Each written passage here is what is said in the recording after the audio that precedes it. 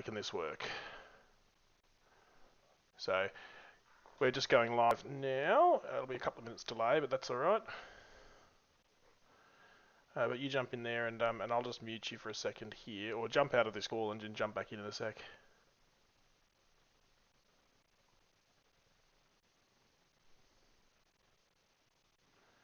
All right. Hello, by the way, to anyone who is here. We're just trying to get some teething problems out of the way for this first attempt to have a look at a bit of TTS for Star Wars Shatterpoint. Just a few little annoying issues with the sound, and my colleague here, Tom, is very, very quiet. So hopefully we'll pick up a bit from him in a second, and as we start tinkering around with these settings to make it work.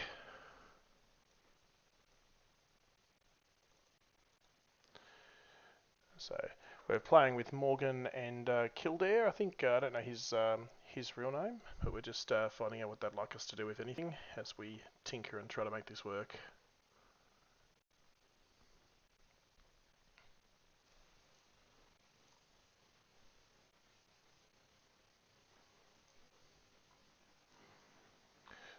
So we're just playing around. If anyone's got some feedback for our voices, it's just trying to figure it out. Tom was very, very quiet when we were doing a sound check, and we sort of ran out of time just a smidgen. So we'll see how these guys are running. The ping doesn't look too bad at the moment, which is good. G'day, how are we? G'day there. G'day there, I like it. I'm not sure if I've got you voice-wise, so I'm just keeping on working and see what happens. Yeah, I don't. It's a weird one. It's I've definitely got you just very, very faintly. I don't know quite how to balance it, so we'll keep working on it and see how we go.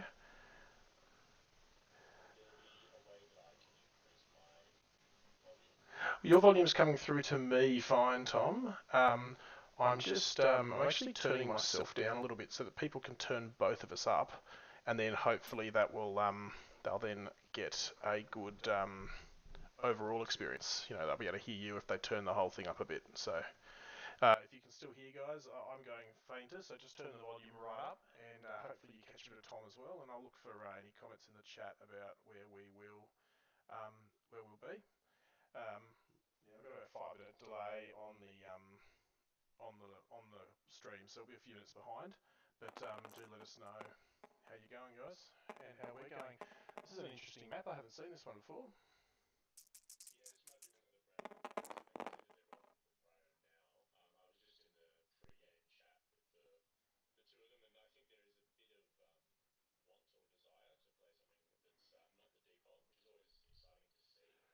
Yep. That's really good. They can see the maps they've pulled out there from the box. So that's this will be one of the ones that's in the map spot. If you haven't had a chance to have a look at that, you can hop into Shatterpoint Maps, and there's about 6 or 8 different maps there.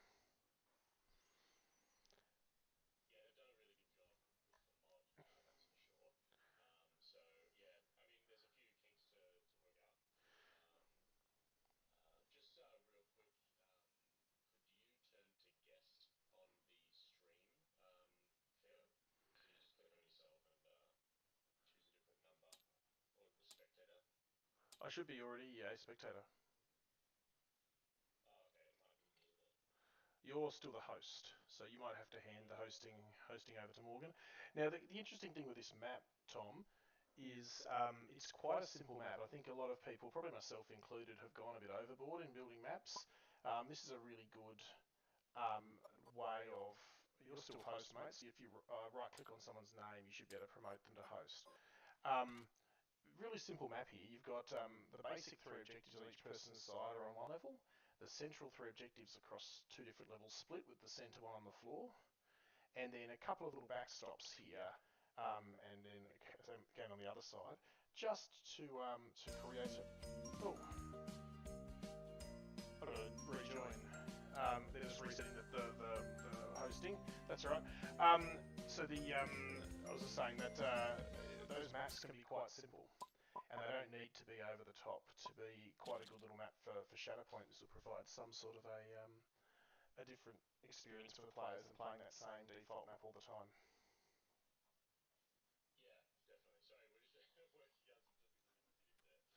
That's all right. So talk us through Morgan's list for me, Tom. I can see Vader, Django, Magnus, Mother, Savage, and the Super Commandos. Talk me through that.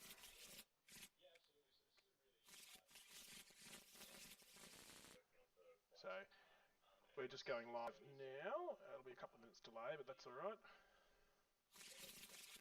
But you jump in there, and I'll just mute you for a second here, or jump out of this call and then jump back in a sec.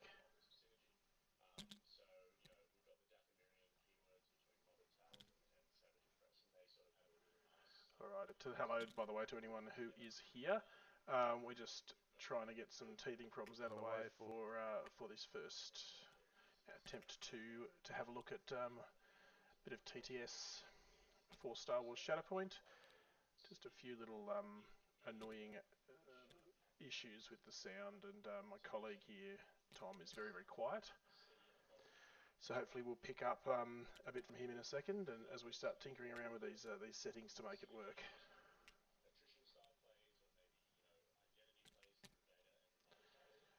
So we're playing with Morgan and Kildare. I think I don't know his real name, but we're just finding out what they'd like us to do with anything as we tinker and try to make this work.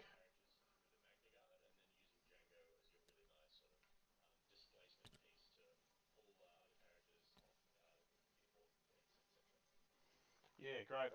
Very interesting to see no keyword synergy with the Magna Guard. Playing around. If anyone's got some feedback for our voices, it's trying to turn off one of my microphones. Trying to figure it out. Tom was very quiet when doing a sound check, and we sort of ran out of time just to finish. So, yep, I've got rid of one of the microphones. That should how these guys are running. The echo that I ping just doesn't look too experienced. bad So 5 minutes which is good. delay. I'll give it another 5 minutes, and we'll G'day, how are we? See how we're going. Now.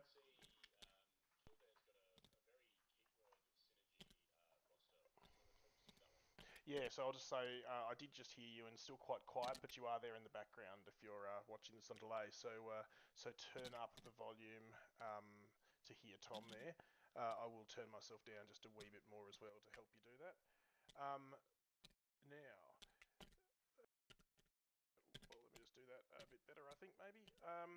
Yeah, there we go. So, we've got a very heavy droid list here. So we've got Dooku, who's Separatist keyword again, and General Grievous, who's got the same. We've got Kraken, one of our secondary droid pieces. Now he'll move a single unit with no range limitation when he activates, which is really nice for both the Magna Guard and the B2s. And then Django repeats. The Magna Guard we mentioned before, they will do a little advance whenever a Separatist Alliance primary unit makes a move action. So they'll be able to synergise with both Count Dooku as well as with Grievous.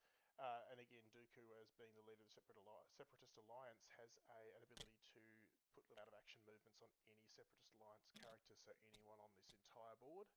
Grievous's here is limited to battle droids only, which is worth noting that neither him, Dooku, or Django are, so still some good options for him.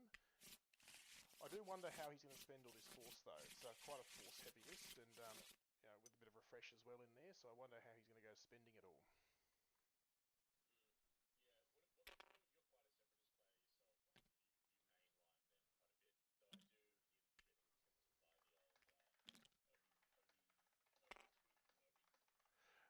Indeed, yeah. I really enjoy Separatists. I think there's a lot of natural synergies running them, but I think this particular combo, it fits nice in the points, but it does struggle to spend the force. Maybe the B2s will be a force dump, but we'll see how. Maybe the B2s will be an option to dump that force.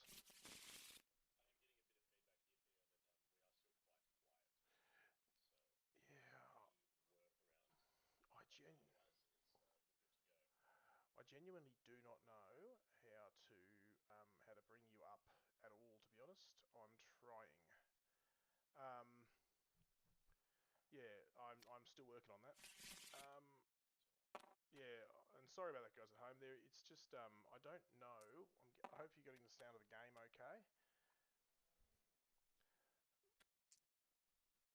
Now, do you want to chuck that in the group chat to get some real time feedback as well if you want, Tom, just to see how we're going. It should be another 5 minutes though, and maybe some of those changes will happen.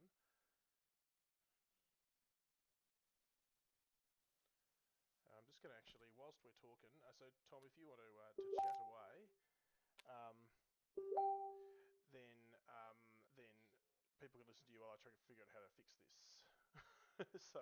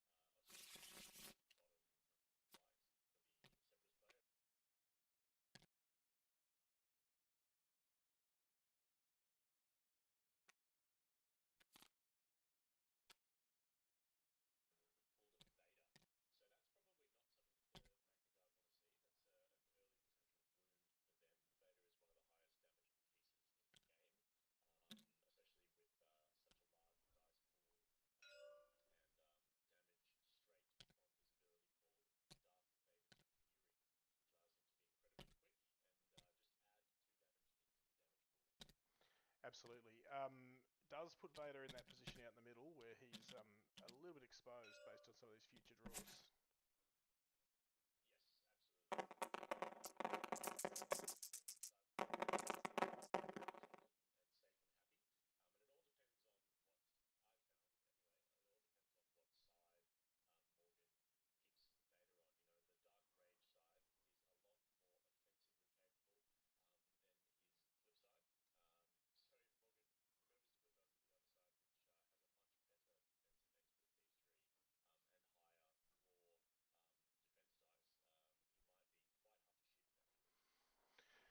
That's true, and also getting those. If he does get some wounds on him, it starts really hurting in terms of starting to power that Vader's Fury ability.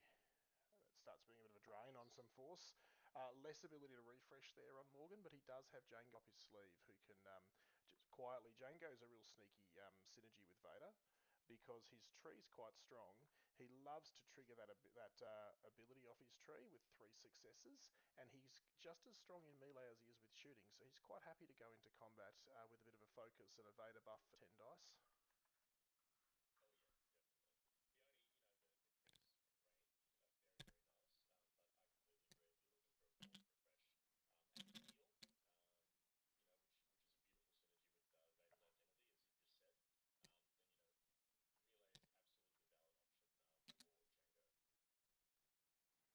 Absolutely.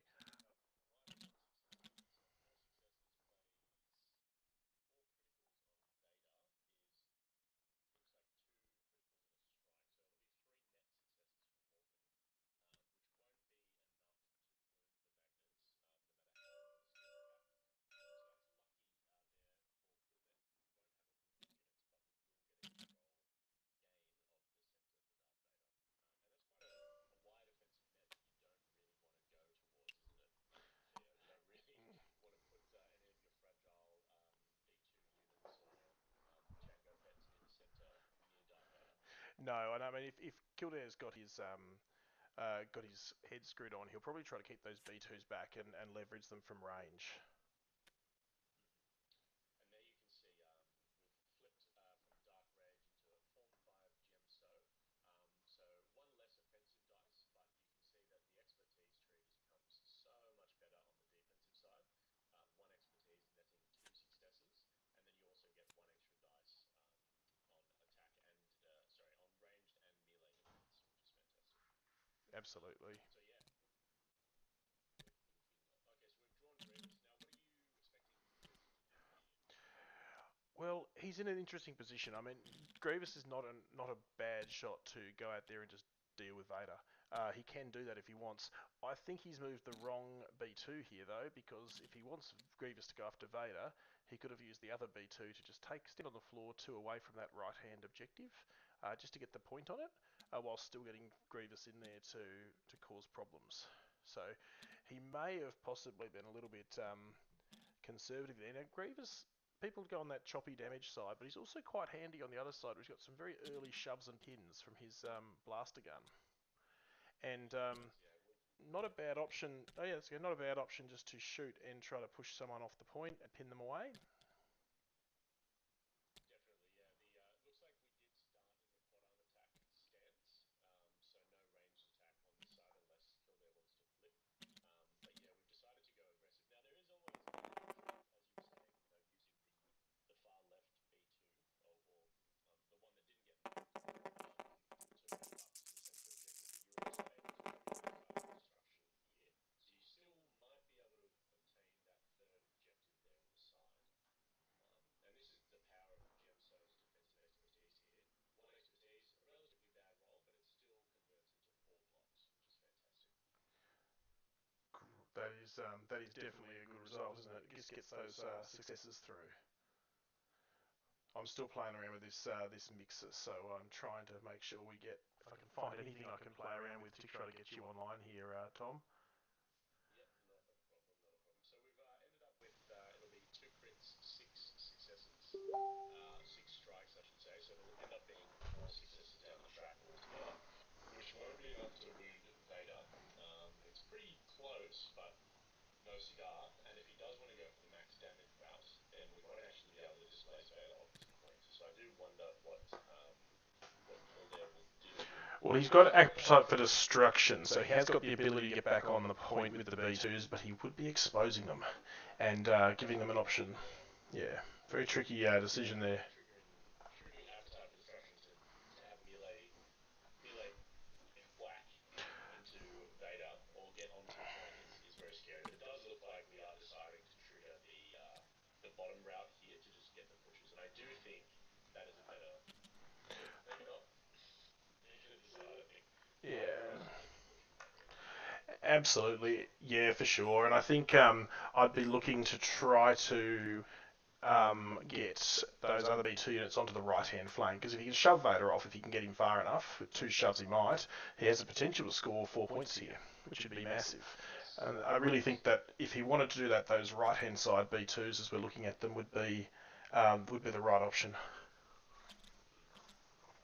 so yeah, we'll be able to get Vader off the point, I believe, with two shoves, which means Grievous should be able to get on the point. He might even be able to do a cheeky little follow up here with Grievous to cement his central position.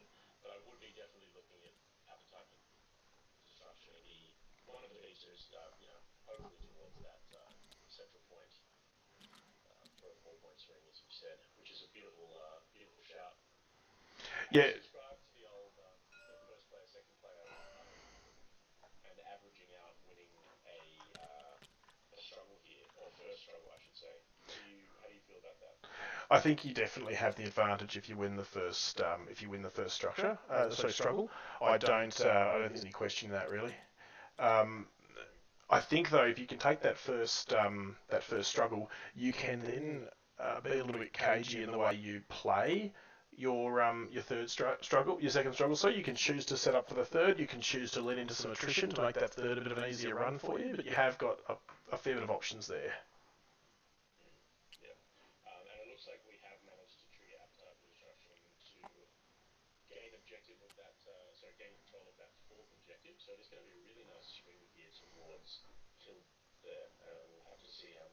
response. So what I was getting at before here is there is a bit of chatter, not necessarily chatter, but I guess the theory is that the first player rarely wins struggle one. Oh, I'm not sorry. sure Yeah. where the statistics go from there, um, but it is interesting, and I'm not sure if I, it's true. I think it's harder. I mean, the reality is, uh, I think there's a possibly a conception that when you're scoring from zero, um, I'll just repeat the question there, because they're still not hearing you, mate. So I don't know what we're doing. Tom's just asked if what the theory is around picking up struggle one, and whether that does anything for scoring struggle. If you're player one, how do you pick up struggle one? Are you able to win it or not? And I was going to say, I think certainly a skewed mindset that says, maybe when my opponent is scoring from zero and it goes 3 or 4 points towards him, it looks really bad for me. And it feels like I'm not winning struggle one. And so I think you pick up that and you feel bad. But the reality is, if you're scoring two or you're scoring three, each person each turn, every time you bring it back to zero, you're getting a momentum. And so and every time you don't bring it back to zero, you're scoring a momentum and they're not. So you've got a little bit of equaliser in there. I don't think it's necessarily pronounced as such, but it is there. And just when you start working your way into struggle two, it's just about bringing it back to one, bring it back to two on your side, and you need to win those struggles over and over again while still picking up the momentum along the way, just to bring it back to you. And you certainly can do it. Sorry, I'm doing two things at once. I'm a little bit disorganised in my thoughts. You can do it, but you can be a little bit feels bad, if that makes sense. Yep, concur, concur. Okay, so what we've seen is a Magna Guard activation there. We've seen it take cover into a move. So we're now contesting the central objective. We wouldn't be able to take control of it because we didn't outnumber Grievous, but we did manage to take control of the centre left objective because the Magna Guard is now at a higher elevation than the B2. Now, the problem here is that Kildare are not going to be the two central objectives on the left and the right hand side. They're actually not going to be wide enough, I don't believe, for the B2 bases to stand on, or it's going to be very tight for them to stand on them. So that actually might be a big detriment for Kildare there on the B2s. So we will have to see how that plays into struggles 2 and 3, if we do get to struggle 3. Abs- How would you try and mitigate that? Look, I don't know what you can do with that. It's actually probably. I'm just going to spin this around so we can see from Morgan's side here, from Kildare's side as he's going. It's a really big disadvantage with these larger bases at the where the game is at the moment. A lot of the default scenery in the box set is actually doing just that. It's actually impossible to stand on if you're playing separatists or if you're playing with battle droids. So it can be a real challenge. The best thing to do is he needs those Magna Guards out of the equation. So he needs them to be wounded, and he needs to wound them whilst he's got those B2s as he has with the right droids on the point. He gives Morgan a question. He can say Morgan can activate the Magnas and bring them back in the game, but if he steps off the top to deal with the B2s, he's not going to get that advantage of elevation anymore. And so he can say, "Yep, I can stand up there, but I have no influence in the game other than to score the points." And Kildare can Kildare can still shoot them straight off the point with a double shove early on those B2s. So we've seen the B2s go into the Magnus to do just that. Have a look at the B2's chart here. He's got a shove on 1 and 3, and he can add 2 dice whenever he wants for a single force. And we said before, he's got plenty of force up his sleeve. So he should regularly be throwing 8 dice attacks here if he wants to get these Magnus straight off. And gives Morgan some difficult choices. So he has. Let's see what the results were over here. Sorry, we've got just the 2 expertise from Morgs, and we're up against 6 successes with an expertise, which will do just a straight damage. Do you want to call the shots for me, Tom? I think you should be hearable now. I have an audio capture device which should pick you up, I think. Fantastic. Yep. So basically, the B2s won't be able to get max damage here. We've only got a single success, so they'll max out their chart, I should say, but they're not going to be able to wound the slightly short, but we do have another attack coming in here.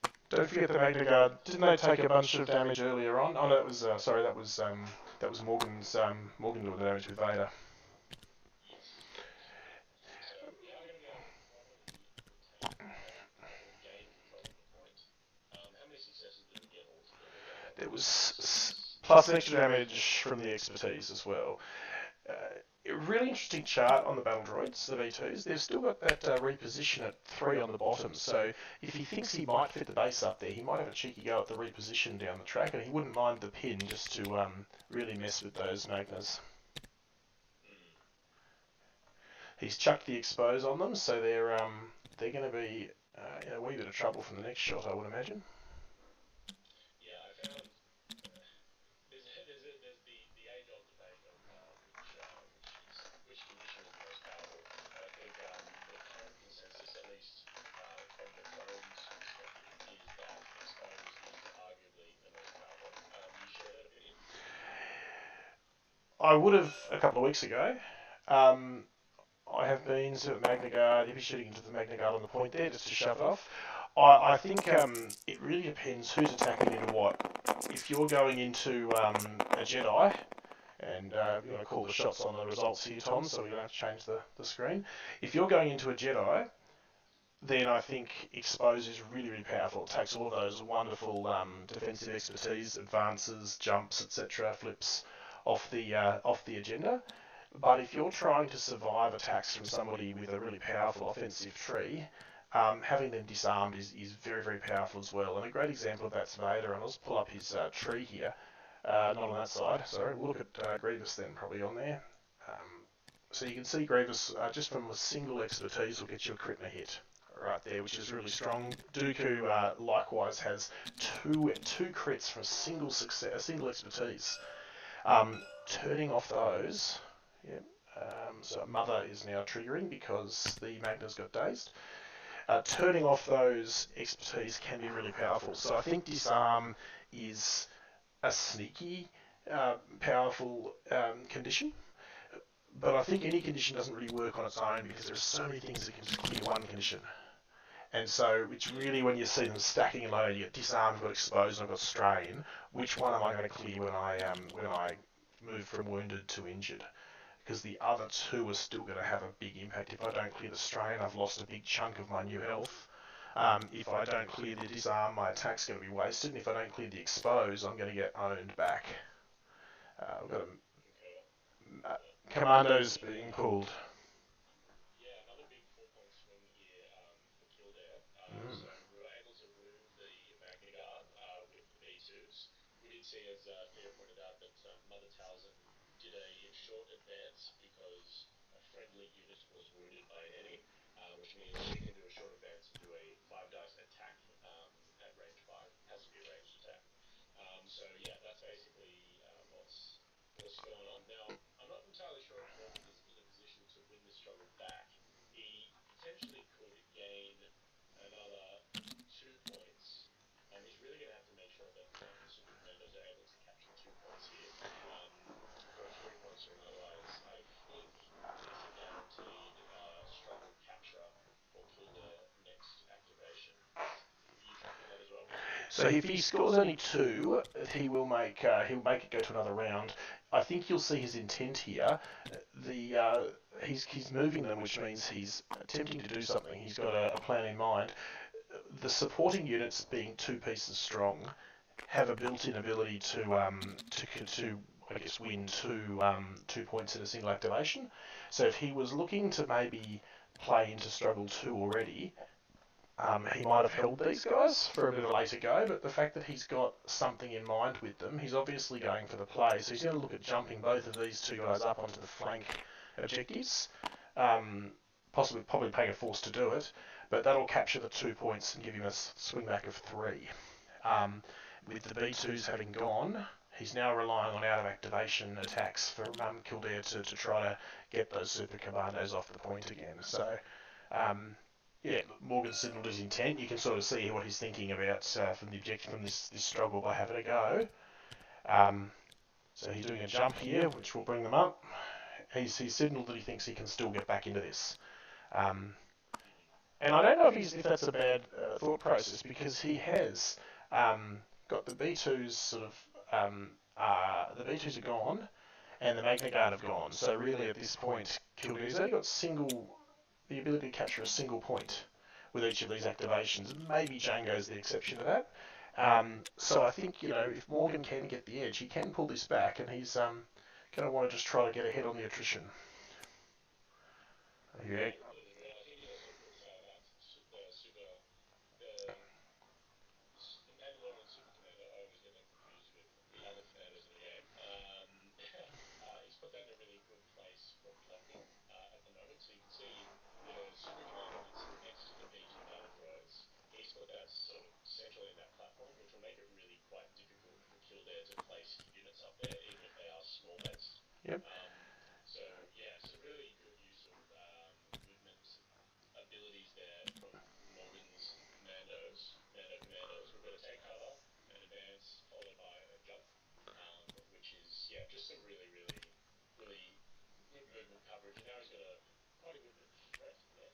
If you do move away from the super commandos, they are going to be able to give you some damage, and of course they are a really good offensive melee unit as well. So they're going to threaten these B2s and even Kraken quite a bit. Yeah, interesting. I don't know if it's been 5 minutes yet, just to see if how your voice is coming on. But we've got splitting up the unit onto the two sides of the table is really interesting. Um, yeah, Kraken was another piece that could have won multiple points, but look right here.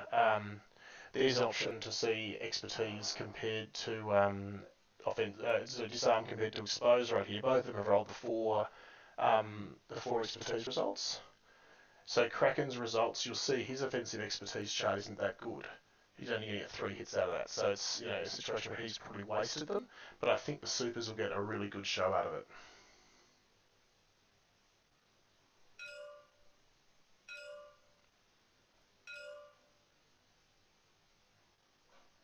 Yeah, couldn't agree. So I was just having a look at the stream audio quality on my phone in case you're how it's going. It's not an easy thing to just listen through phone speakers while I'm trying to record as well. So yeah, you let us Yeah. know in the chat if there's any details. Yeah, I think I'm getting I've got this audio output, and your voice has picked up quite considerably on my sort of, I guess, capture thing. Okay, that's great. So hopefully that's all fantastic then. Would the audio capture be doubling your voice by any chance? It could be. I haven't had a chance to listen. I might just quickly do that, but we'll see if this makes a. This could be a. Actually, this could be horrible. So I'm going to do this on my phone. I'm going to just put my phone headphone in and try to find myself on that. It won't be a second, mate. But you keep talking. I'm hoping you should be. I'm seeing the numbers go higher, which is probably a good thing. A good sign. A good sign. Of course. Yeah, a little. So it looks like Kraken does have a decent little shot there. We've had a shove off of one of the Mando Super Commandos, which is definitely something Kildare wants to be able to try and reclaim that flank on the right, or Kildare's right, I should say. So I'm not sure if we've triggered a tactical network just yet. I don't believe we have. I think it was just a move and a shot. So I don't think there's actually a way for Kildare to get Kraken up there. Um, there is a potential that he actually won't need to try and reclaim the objective anyway, because the B2s are firmly positioned right there. So this looks to be a 3-point swing back to Kildare, which will put him on 4 again. And we have got a B2 5 dice attack going into, I believe, Vader, who will have blocked 4. So I think he just takes a damage from the expertise tree, a push, and another damage. So 2 damage and a push total off that cheeky little tactical network from the B2s. And they also elected not to move, because the tactical network allows you to pick another battle droid character within 4. That battle droid character gets to dash, and then hunker, remove a condition, or make a 5 dice attack. So it looks like we've stayed stationary, just shot Vader, and clinked him, and Vader has 2 health left. So got to be careful going into struggle 2 here. Hmm. Interesting. Yeah, this is it's becoming quite an interesting little setup here. This is very strange to me. Some of these things that are going on here. The audio or the Yeah, the audio stuff still being quite interesting. The output is still picking up just the wrong thing. Seeing some numbers. Yeah, I don't know what's going on here, mate. This is really strange. Alright, so we're hoping for a big Mother Talzin play here, and this is actually a really cool element of the Savage and the Mother Talzin synergy. So we've got two tactical identity abilities that can happen here. The first one will be obscuring shadows, and then we have an innate ability that says unwitting brute. So the tactical ability will go first, allowing a Dathomirian character to be dashed, and that is on Mother Talzin's card. And then we'll have an unwitting brute trigger, which will allow um, Savage to move again if they are within 3 of a Separatist Alliance primary unit or a Dathomirian primary unit at the start of their activation. So you can see just how much movement Savage gets without his activation even being a thing yet, which is really cool. And now Mother Talzin can come in and start wailing on some robots. Who would be your target of choice here, Leo? Would that be Brits or would it be the B2s, do you think? I think one of the keys to shutting down the droids is to shutting down the supports.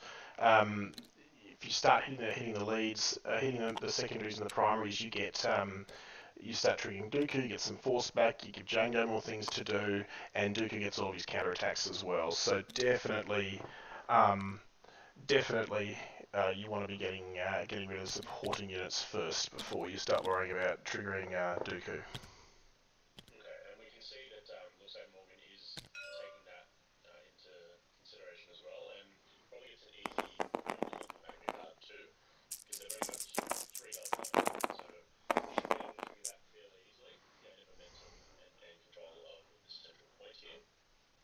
Uh, Actually, we won't be able to gain control of the central point, I'm sorry. It will still be in control of the droids, because we outnumber Talzin 2 to 1. that seems And about the Magnas are still wounded. yeah, that seems about right to me. Fairly easy wound for Talzin on the Magna Guard. And we should be able to also get a manipulating hand trigger here as well if we feel like it. Or at least if Morgan feels like spending the force. You can essentially choose an enemy character within 4 and then move that character with the dash tool. So really, really amazing levels of control here. It has to be an enemy character, so you aren't able to, move in a friendly a third time, for example. You wouldn't be able to move Savage a third time out of activation. It is still quite strong.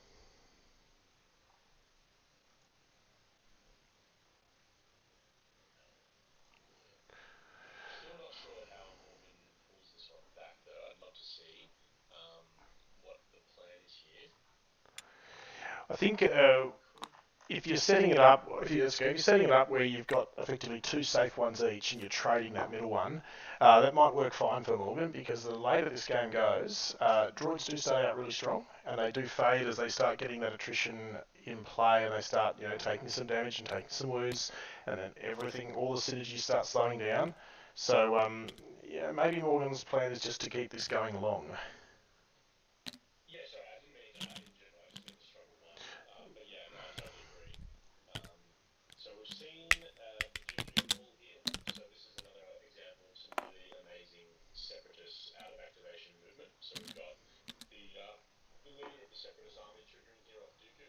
He's moving up Jango Fett, who admittedly has that um, separatist keyword, and we can start doing some stuff here. So Dooku is also one of those characters that really can be very slippery. He's got a fantastic combat tree on his ranged side with a lot of damage, or if he goes into this side that he's on right now, which is forms Gumakashi, he has a reposition on his first success, which is just so slippery and fast, which is really, really cool. Um, you have quite a bit of experience with Dooku. Is he tracking that he's your favourite primary at the moment, Leo? Look, he can probably play pretty much any primary. He's really good. The trick is, I do think one of the struggles he has is that he does play into that sort of desire to kill the secondaries or to kill the supportings, I should say. You know, you kind of reinforce that when you take him on the table. So if you're going to play him, you kind of want to have a plan for that. I really like what Morgan's done, splitting up his super commandos. That's something that could work really well with Dooku if you're running him with, say, Obi-Wan out of hiding, because you can then they can't just take that second attack into the second supporting character from the same unit. You really can get some leverage out of Dooku in that circumstance. Yeah, completely agree. Completely agree. So what are we tracking in damage terms here? We've got a nearly wounded Vader, and we've got a wounded Magiguard. So the damage disparity isn't actually that big because we've wounded and Magiguard on either side. So yeah, pretty equal game in terms of attrition, and especially with the healing capacity of Morgan's side through the Mother Talzin life drain, and of course Jango Fett if he wounds any enemy character. Oh, sorry, it has to be primary or secondary.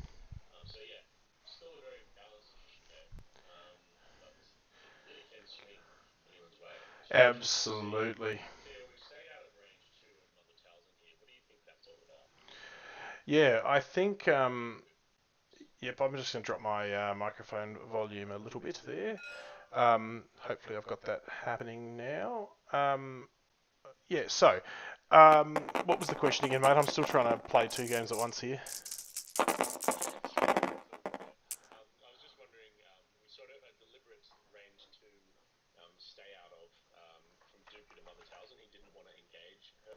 Just wondering what you thought that was about. Do you think he's going for Vader? Now, I think look, he might be actually. possibly it also has to do with his. He's got the 8 dice on his range attack rather than 6, so he's wanting that side, and he's probably trying to either trigger conditions or the heals, but he's wanting to stay with that side if he has to attack her. I think we did try to go for. Oh no, we actually decided to go into Talzin there with the ranged attack. Very interesting. Okay. Yeah, yeah, I'm not So surprised. he Not Vader was out of range. well. Also, I think that particular chart is probably looking pretty good. I suspect. Mm. Yep, yep. Concur, concur. 7 defense dice on the Great Mother with quite a good expertise chart. I mean, she didn't roll that third success, but yeah, can be quite strong as well. Um, but yeah, now I guess we've got Dooku in the fray, and he really is in a position where he can just go toe to toe with almost any primary. As you were saying before, he's just got such a good expertise tree. He's so tanky. He's got so many out of activation triggers and responsive um, I guess, abilities. So I'm a big fan of Dooku, and I would love to put him more on the table, to be honest. Yeah, quite. While these guys are just, you No, go, so I was sorry. gonna say, yeah, he is quite a flexible piece in that regard. Like I wouldn't be sending Vader into Dooku, for example. Would you? No, I don't think so. Dooku, I think from memory, his defensive expertise tree is very, very strong too. Maybe not on this side, but certainly on his dueling side. In melee, he's very, very hard to stop. He also hits like an absolute brick in melee, a truck in melee as well. Savage coming out. Yeah, yeah. I wouldn't want Vader. I think Vader would be risky nearby him. Yeah, concur. So Savage is an interesting piece here. He has the potential to do a lot of damage to a lot of these Force users as well. So we were speaking about the strength of expertise. Sorry, the strength of expose.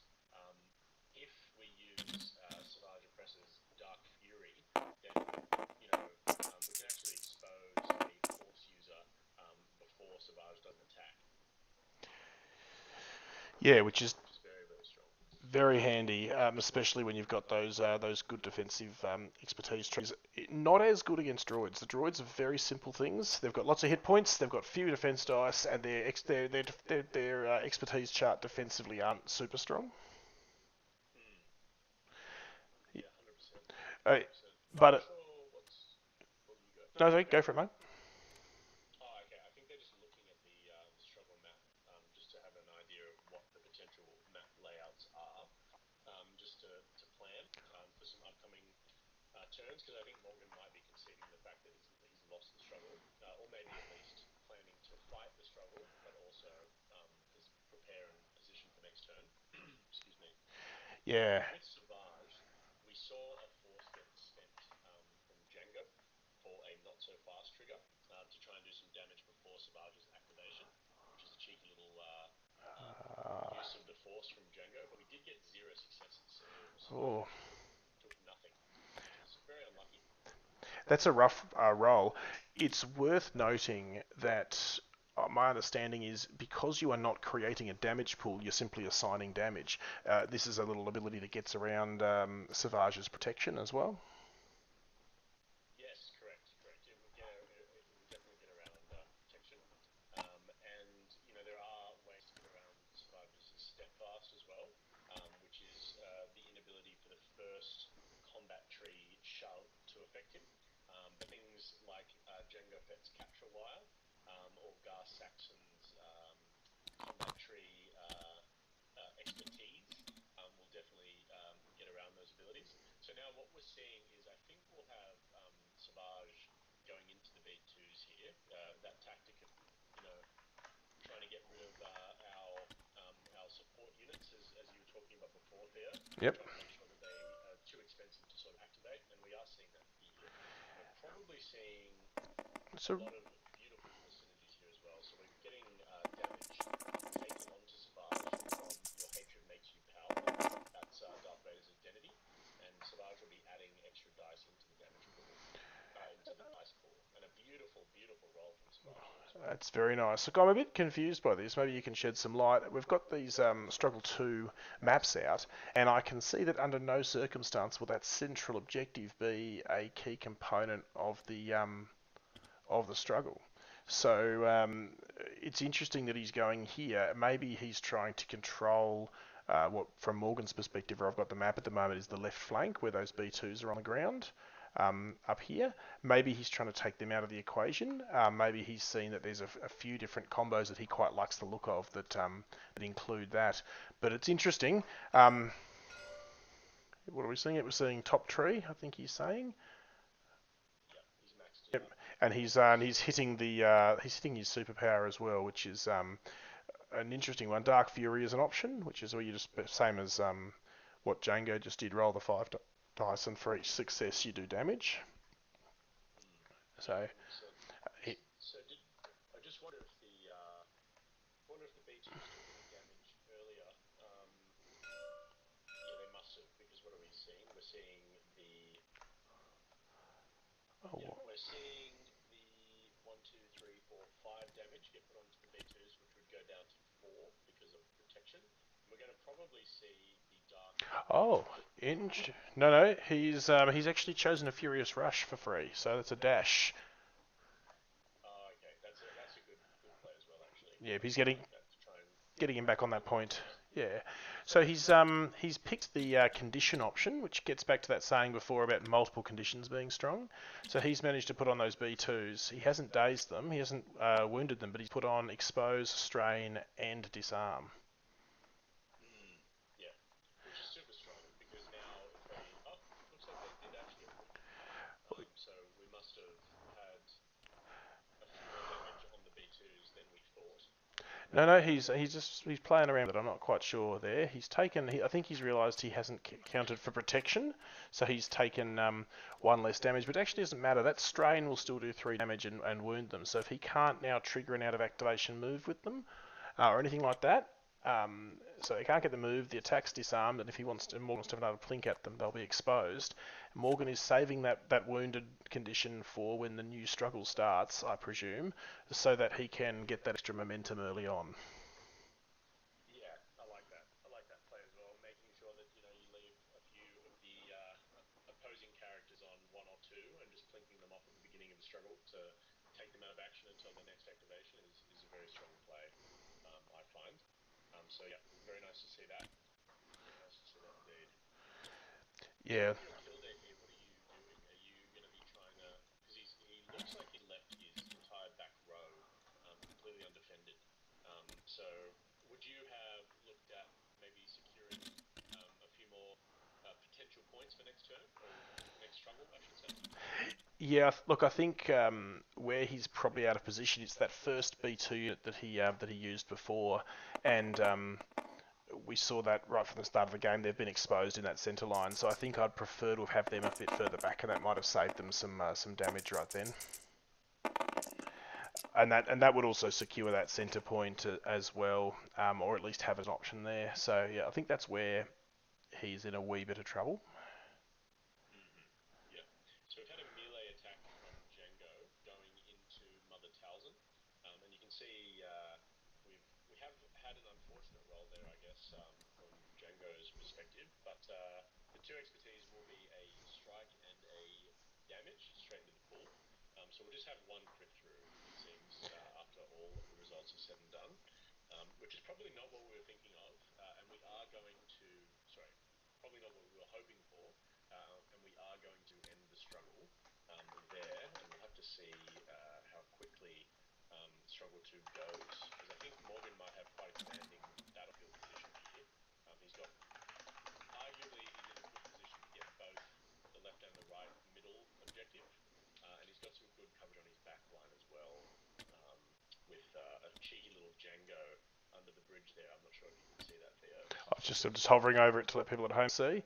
Yeah, it's a bit interesting having Django do that. It's an interesting thing in this game. If you look at the results for that unfortunate roll, you've got a hit, a crit, 2 expertise, and then 3 blocks on 7 dice.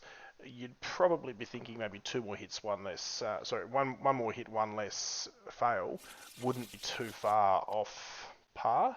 It just seems to be that little bit of variance makes it look pretty bad, but I'm not sure it is that bad. Um, Helped by a good roll as well. It's worth saying. Yep, definitely. So we're seeing the big deliberation, which is the struggle to objective layout. Now, what would you choose here, Theo? Yeah, it's a difficult one. This is probably not a great draw for Morgan. He's going with the one that has 2 on his back line, and I think he's doing that because he knows there's a few. He's going to be more able to get pieces back than Kildare, and it's the Magna Guards being possibly out of action. Are they out of action? Kildare's Magna Guards? Yeah, they're We'll have no yeah. control. So he's gonna strike. He's gonna have to work pretty hard either getting the Magna Guards or possibly losing those B2s to start contesting. I think it's gonna be hard for him to pick up a 2 objective swing. Yeah, All that's right. right. So we're going to shuffle the Shatterpoint back into the deck, which will just mean that the next activation is the Shatterpoint. And we're going to go with Django here. And we'll have the Morgan's back left objective be the priority objective, which is worth 2 points. So Django isn't going to be able to score um, more than those 2 points, but I think Morgan might be looking for a cheeky little um, flick at Django. Django is one of the highest damaging secondaries in the game. He can do, I think, up to 10 damage, is it?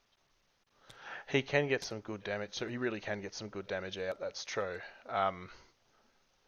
Yeah, he's and he doesn't hate Vader, as I said earlier. No, Um, so, but we won't be able to trigger Vader here, but we are going for the enemy Django. No conditions, so it's a pretty even fight here, and not a great roll from Kildare's Django. Usually he seeks an expertise, which is just such a um, strong additive bonus to his defensive roll here.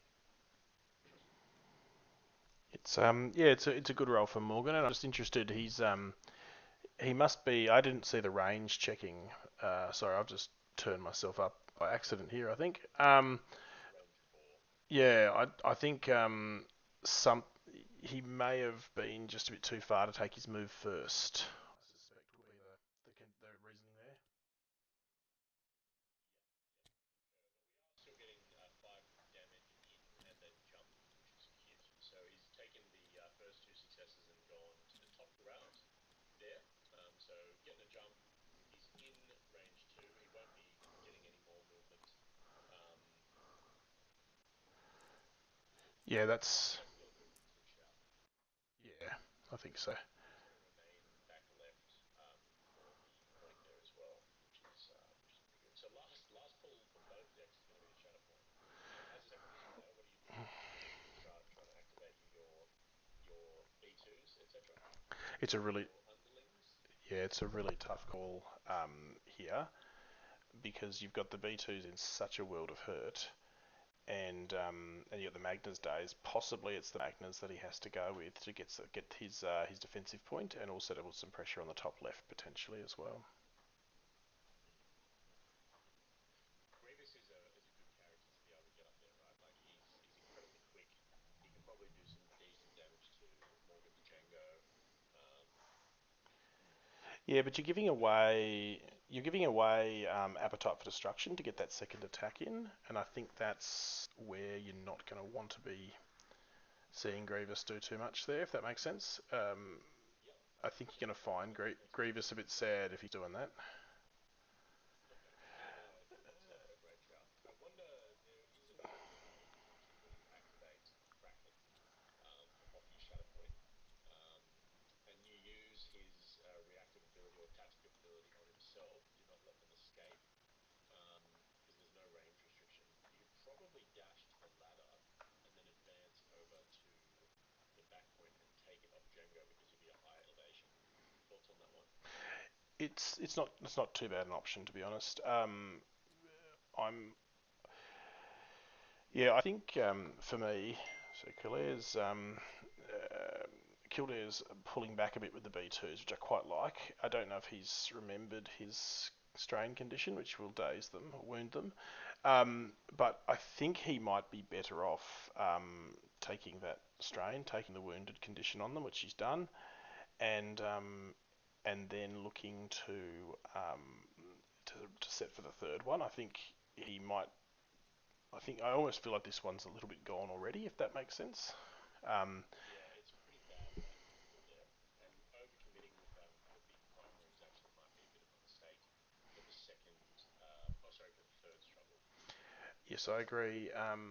I think it's obvious that he's got or he's had both those primaries in the centre, which is that, as we pointed out earlier, there was no way that objective was going to come up. So both of his primaries are out of position a bit. Vader's tucked at the back for Morgan, and Mother is off centre, but still in there. But yeah, I just feel like there was a big brawl around the middle, which was one that we weren't really going to see in that second struggle. Yeah, So yeah, taking a bit of time, put some attrition into these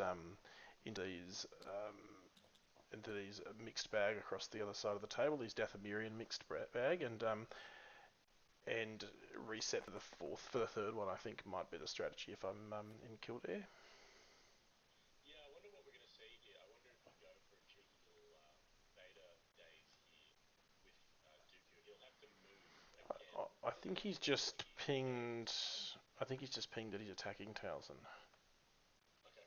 Yep. So he's going to try probably for the first So successful reposition here, and he's got pretty good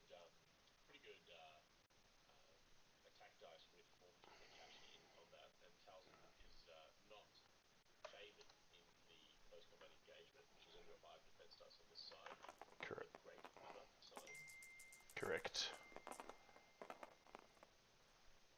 No expertise, which is really what you're looking for with Dooku, but it is a good roll.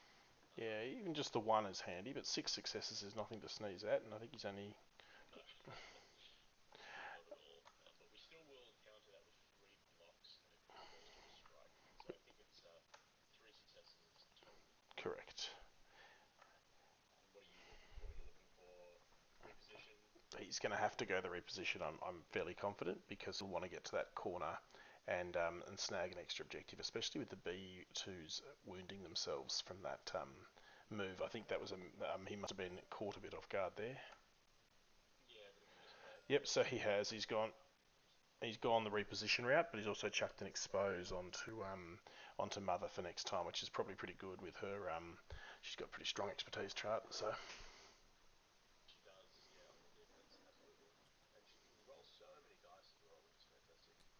And just for everyone at home, the reason that Dooku can do this full advance in engagement is because it's a reposition, which gets around the engagement restrictions, essentially. And then if and looks like we're now pushing. yeah, so interesting. Just the order for people who are new at home. You are triggering these abilities in order off your chart. So if you look, the first result there was the reposition. So he's been able to reposition first and then deal the 5 damage and the shove it would be. So he's going up diagonally up the chart. So the expertise. So the reposition at the bottom left first, followed by the shove, which is in the third line at the top. Yeah, absolutely.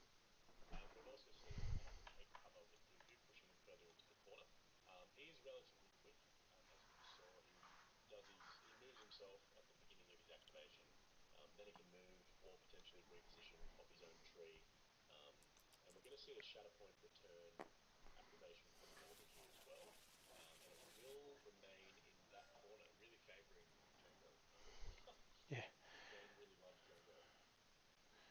it loves Morgan's Django. So who are you looking at activating? Are you going to go? Would you go Vader? No, I don't think so. I don't think there's much to be gained in taking that daze on Dooku because it's quite easy to come back from it. Like Vader won't be able to, or he might be able to get back up the ladder, but you kind of don't want Vader down there contesting that defensive point. If you're going to do anything, you're going to go charging up with him up the middle towards Grievous, but you've got Magnet Guards and the battle droids both wounded over there, so they're not doing anything much. Oh, and the Mother is outside of range, so it looks like she might be a really solid option to activate. Yeah, and she'll also probably be able to get Savage at the attack point there too with her combination of obscuring shadows and Savage's unwitting brute.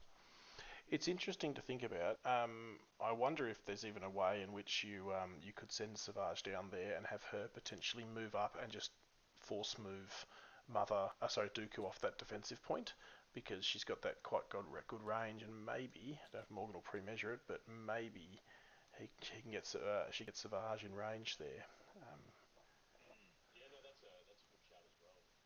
I do think it's worth mentioning that I think in every single map there's the central objective popping up, or is it only in two of the three?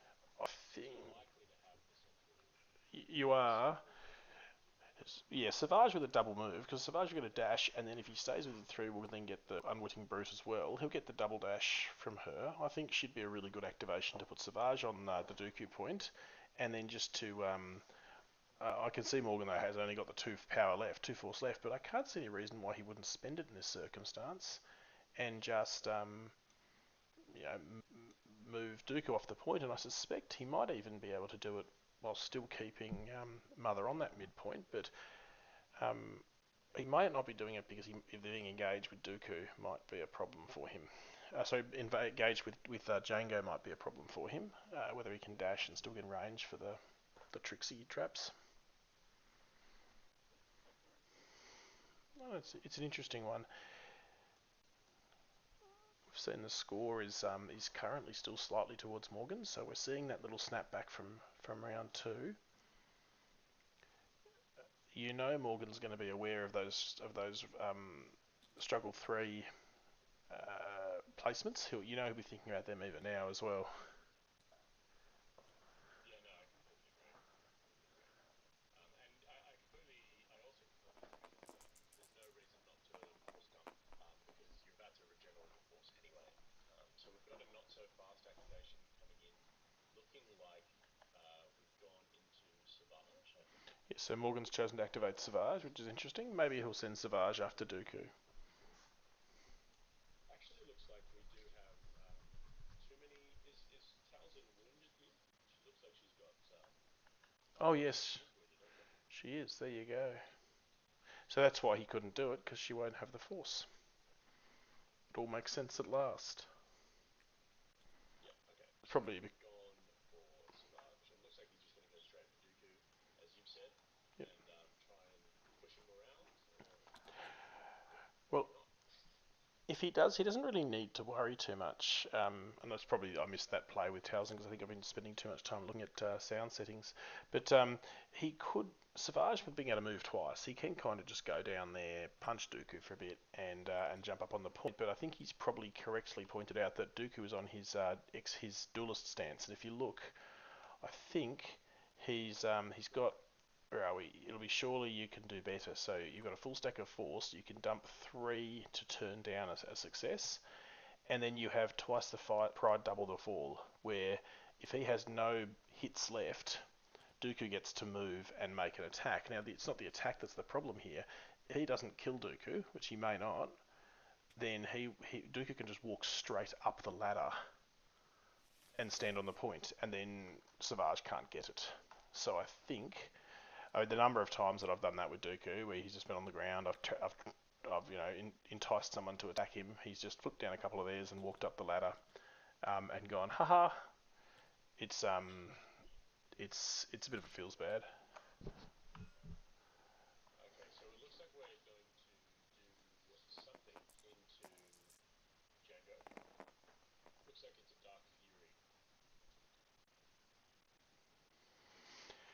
Seems reasonable, and 2 successes, so just a couple of damage. Is that going to get? Nothing much. Oh, there you go. We've got a wounded Django now. I'm not entirely sure that was in range.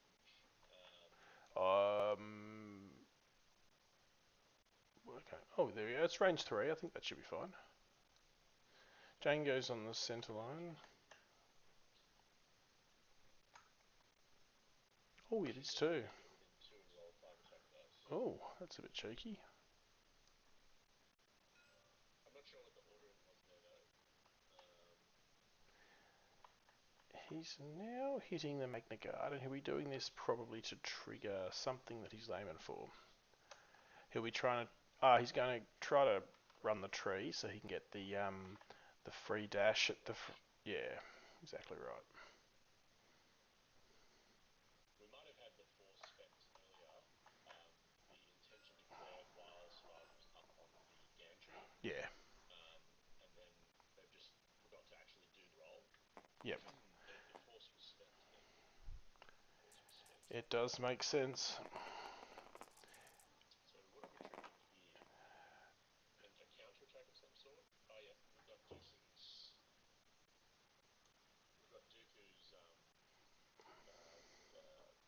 brave but foolish.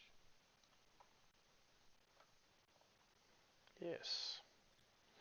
This the Magna Guard is hitting Savage here. That's what it's doing. And then Savage is. I'm guessing Savage. I'm a bit lost here, but that's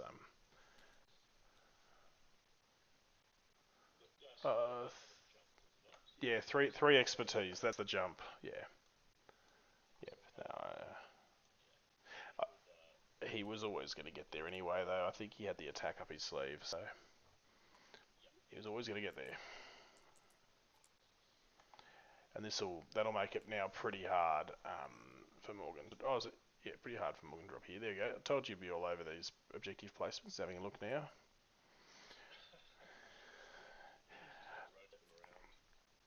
Yeah, so we can see that in all but one card, the central objective always appears. So it's always good to have something centrally placed, and right now is a draw. But oh no, Grievous will take it if it does appear in the center. Yep.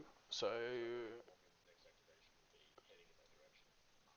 Potentially, he's ahead on the struggle, but up by 4. Now you have to think on a struggle 2 and 3, scores of 2 and 3 are probably par.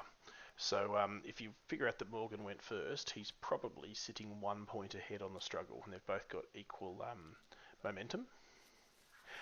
It's probably a really smart move in many ways from Kildare to actually daze those or wound those B2s of his, because it takes it off the table for struggle 3. Morgan may have been quite happy to sit there and wait for struggle 3 for those B2s and then wound them, especially if he did feel he was ahead slightly on this struggle. Yeah, I concur.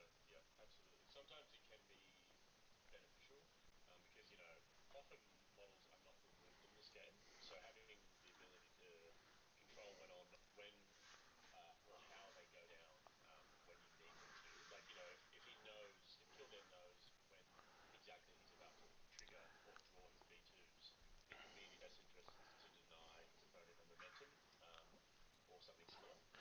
for sure. Look, I was actually about to say the other thing that's to consider is that we've got a fresh deck for Kildare, and that means that he's got them wounded before the the they get drawn, and then of course he's drawn them first. So probably not an unhappy situation for him. He's paid 2 force to get a free move on them, which I think is a I think I might even say it's a courageous decision to burn that 2 force nice and early. Um, but he wants to see Savage hurt. I'm not sure. I'm not sure if that's the smartest choice. If he's I'm not 100% certain on this call. Well, Savage only has 4 health left, right? So it's not terribly unlikely that we'll see Savage go down, even with excuse me, even with protection and steadfast. The only thing that I would worry about is target priority. So if he shoots Savage now with the droids underneath the bridge, then Savage rolls 2 on his expertise chart for defense, and he just jumps into melee with the next lot. Doesn't happen though, so he doesn't get it. I also think as well, it's been the 2 force early on. I think was what concerned me. I think maybe he might have been better shooting first, or possibly just taking an advance by hand. Yep, yep, understood. Is he going for the 4? No, he's not. He's just going for the potions. So I wonder if he might be flying boosting this time. Well, they have got the reposition, remember, so he might be happy to put some damage through and hit the reposition. He hasn't done no damage in that first swing. He did 2 damage in the first swing, and he's going to do 0 in this swing. Unfortunately, it's all blocked, and no force spend for the juicing up the attack dice, which I Yeah. think is where you would have preferred the force being spent. No, I just think I wasn't keen on necessarily spending the force at all. He's going to move up. Yeah, he's going to move up here and put 2 bodies on the point. So there's an advance from the battle droids underneath, and they're just going to go up and land up here and take the point, which is fine. And I do like them a bit further back where they are. But I just wonder. I think maybe I would have preferred to have the one of those B2 units at least at maximum range of that objective, and not engaged with Savage. Yep, that's fair. That's fair. Yeah, because if Savage is an early draw here, he probably just loves chopping his B2s back down, and it looks like they're still exposed. Not that that really makes a difference. Their expertise defense isn't fantastic, but we get Vader. Vader's getting put straight into reserve, and we draw the mother. So this is where we can start doing some Savage moves. And where do we have? Still not engaged with Grievous. Yeah, and of course, Django's now wounded, so she's free. So noting the deployment free maps, what do you usually try to do? Do you try and have someone on the central objective, Peter? I do like to. I think the big benefit of that is that you can kind of spread from it. I think generally there's almost a square from the center objective to your bottom right. That seems to be where you probably want to have as much contestation or contesting as possible. So I normally try to sit inside that box a little bit. And I think every card should give you probably 2 of those 4, or at least if you're losing struggle 2 anyway. I'm not so much sure. I haven't actually won that many struggle 2s overall. I tend to find with the droids especially you come out of the block strong and win struggle 1, and then they get back struggle 2. So often I'm picking, but if I've got to pick, I like that inside box of 4. I think you often can contest 2 right off the bat there. Okay. And how do you find the mission, not the mission critical, the map layout and the struggle, the way that the objectives move? Is that something that you enjoy about the game? I do actually. I think I've said before, one of the things, as we see the finagling of a mother move, one of the things I enjoy about the game is that even when you're losing um, pretty heavily, you still have the opportunity to come back and to enjoy the game by just simply looking at each activation as an opportunity to see, can I score 2 this round? Can I pick up 2 points this round? So you can be down by a lot of points and still win, I guess, that sort of personal best achievement by being able to achieve those little swings on the way and feel like even though I lost, I had some good moments there where I played well and achieved some things. So it's the moving objectives and the random priority objective just gives you a bit more fun, I think, if you're getting beat. Okay, yeah, interesting. So we can see some really interesting moves there. So we take out of Grievous's range 2, so he's not engaged with Mother Talon. We're still in range 2 of the central objective, Force Trouble 3, and we're now in range 5 for the B2 battle droids who are exposed with Great Mother and her big attack dice. So how much damage can she do total with her moves? 7. She can do enough to wound them. And how much has she got here? What does 1 expertise look like here? So she's going to needs to go full tree to get them though, because they've got protection. And I think she has gone full tree because she's got 4 crits and 3 crits, which is 7, and we've blocked 1. So yeah, 6 results, which will be full tree. That's going to be a really painful. That's a really difficult outcome for Kildare, and that's he's starting to look at worst case there because those B2s now get 1 more activation, and they'll disappear. And if you look by comparison, it's starting to add up here because the Magners are they're still injured or wounded, sorry, but they've got a full another 10 damage to get through before they go off. Savage hasn't flipped yet, and the Mandalorians haven't flipped yet. And Django's fight on Morgan's side. So the attrition is really starting to turn against him. Apologies if that little bing from my Facebook is coming through. I've got someone asking me to be a referee for them for a job. So I'm being nice to them. But yeah, so those B2s are in a bad way, and I think that all comes back to that first activation where when Grievous went and pulled them right up the middle. That's probably where Kildare might look back and regret some choices there. Yeah, it's always interesting, isn't it? The cascading of choices that I think can be seen in Shatterpoint. A lot of the time, I find that in other games, um, the positioning of your units is obviously important, but not as important as it seems to be in Shatterpoint. A lot of the time, if you jangle out a really vulnerable support unit, um, then they really get punished for the rest of the game. And because you don't have that much ability to dictate where they go, unless you're playing, Kalani and Grievous and and Kraken and Dooku, you don't have that much agency over dictating where they go outside of their activation. Um, yeah, they really are like melee, that's for sure. B2s, they hate it. That is true. What we saw there, we've just seen Django get drawn, and with Django, we've we've also seen the central objective on Kildare's side stay as the priority one. So he's looking to try to get Savage off that point and try to score it. Yeah, I think you can't always choose which piece you activate because of the card situation, but sometimes it's about risk management and saying, hey, maybe I've got a really terrible draw and I can't contest that middle point the way I want to. But how do I actually set myself up even from that first couple of activations of the game to hey, what happens if this goes into the second or even deep into the third? I'm not terribly good at thinking like that all the time, but I think it's a good way to think. No, I think you're totally correct there. And risk management is a good way to think about it. Sort of like chess, right? Trading a piece for another. If it wins you the game, it's definitely the best thing to do or the best course of action. Um, the complication here is, of course, dice are a factor.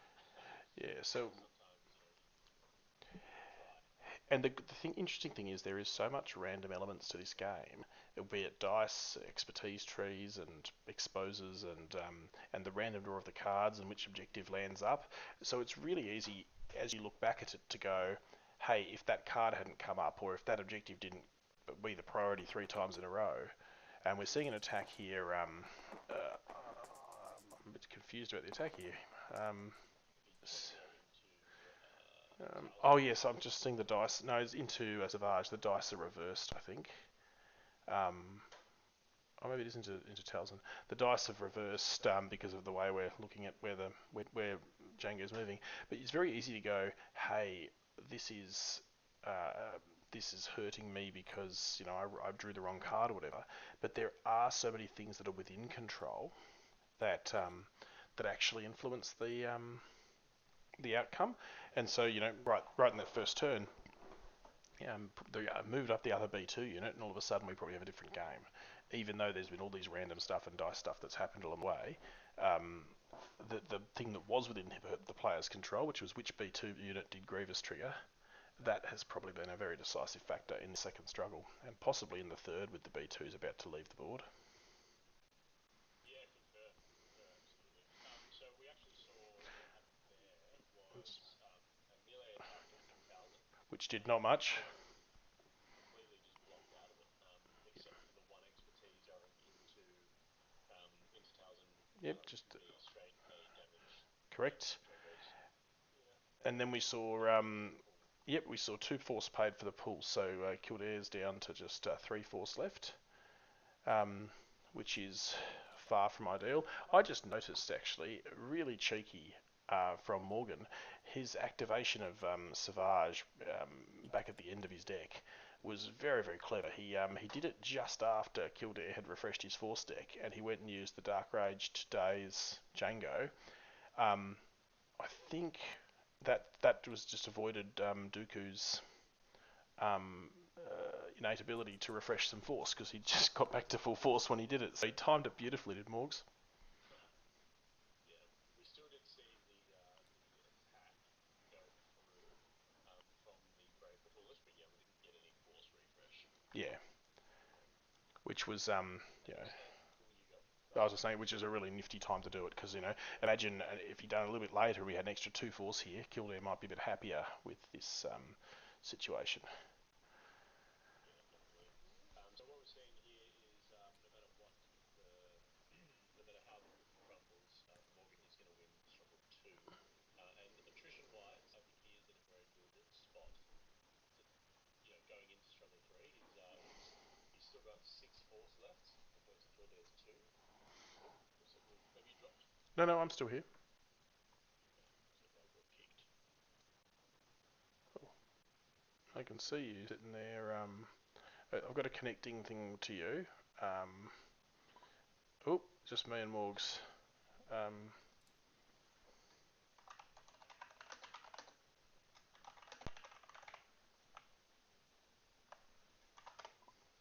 Just put a note in chat so that Morgs can see it. Are you still verbally with me though, Tom? Yeah, I'm still there. And Yep. looks like, I don't know what happened. Looks like Morgs might have dropped. No, Are you still in there? Morgs and I are still in there. Okay. And Kildare actually dropped as well. That was weird. Yeah, it is. It's looking interesting.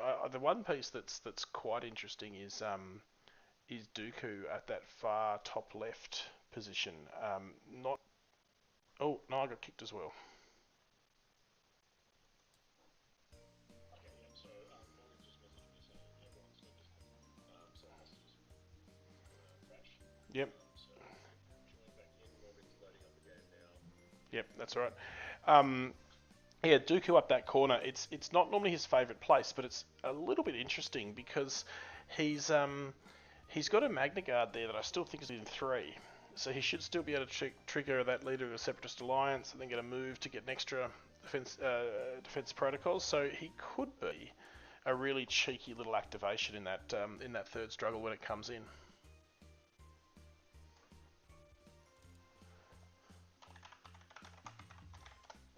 Oops, I think I just hit a typo on my password there, so it could be a few more moments.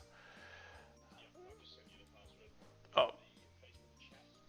Oh, nice. Okay, I'll have a look at that. Okay, that's why. Oh. Yeah, it always is when you load back in. That's okay. Hit spectator. Look in there. Yeah, I was just saying that Dooku activate option is quite a cheeky little one up here in the top corner. Oh, we've got some 0101s floating around. Yeah, that's what I was meaning. It should be okay. Yep. So we're just about to draw struggle 3, and we had what was the last activation that we just did? I think it was the Django one, was it not? Yep, the Yeah. Django one. Yep. So we had one point scored for Kildare, and we're just about to have Morgan's. Morgan's mother. He hasn't drawn yet. Yep, he just went with mother. Yeah.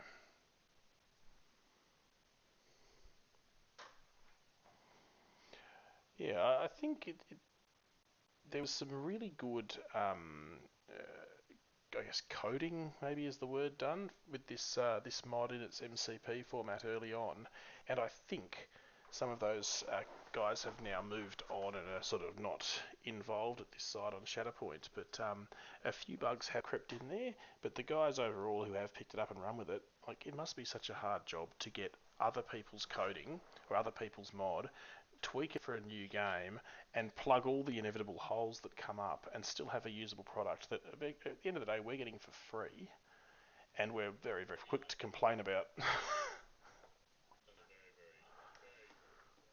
Yeah, it's an epic effort, really.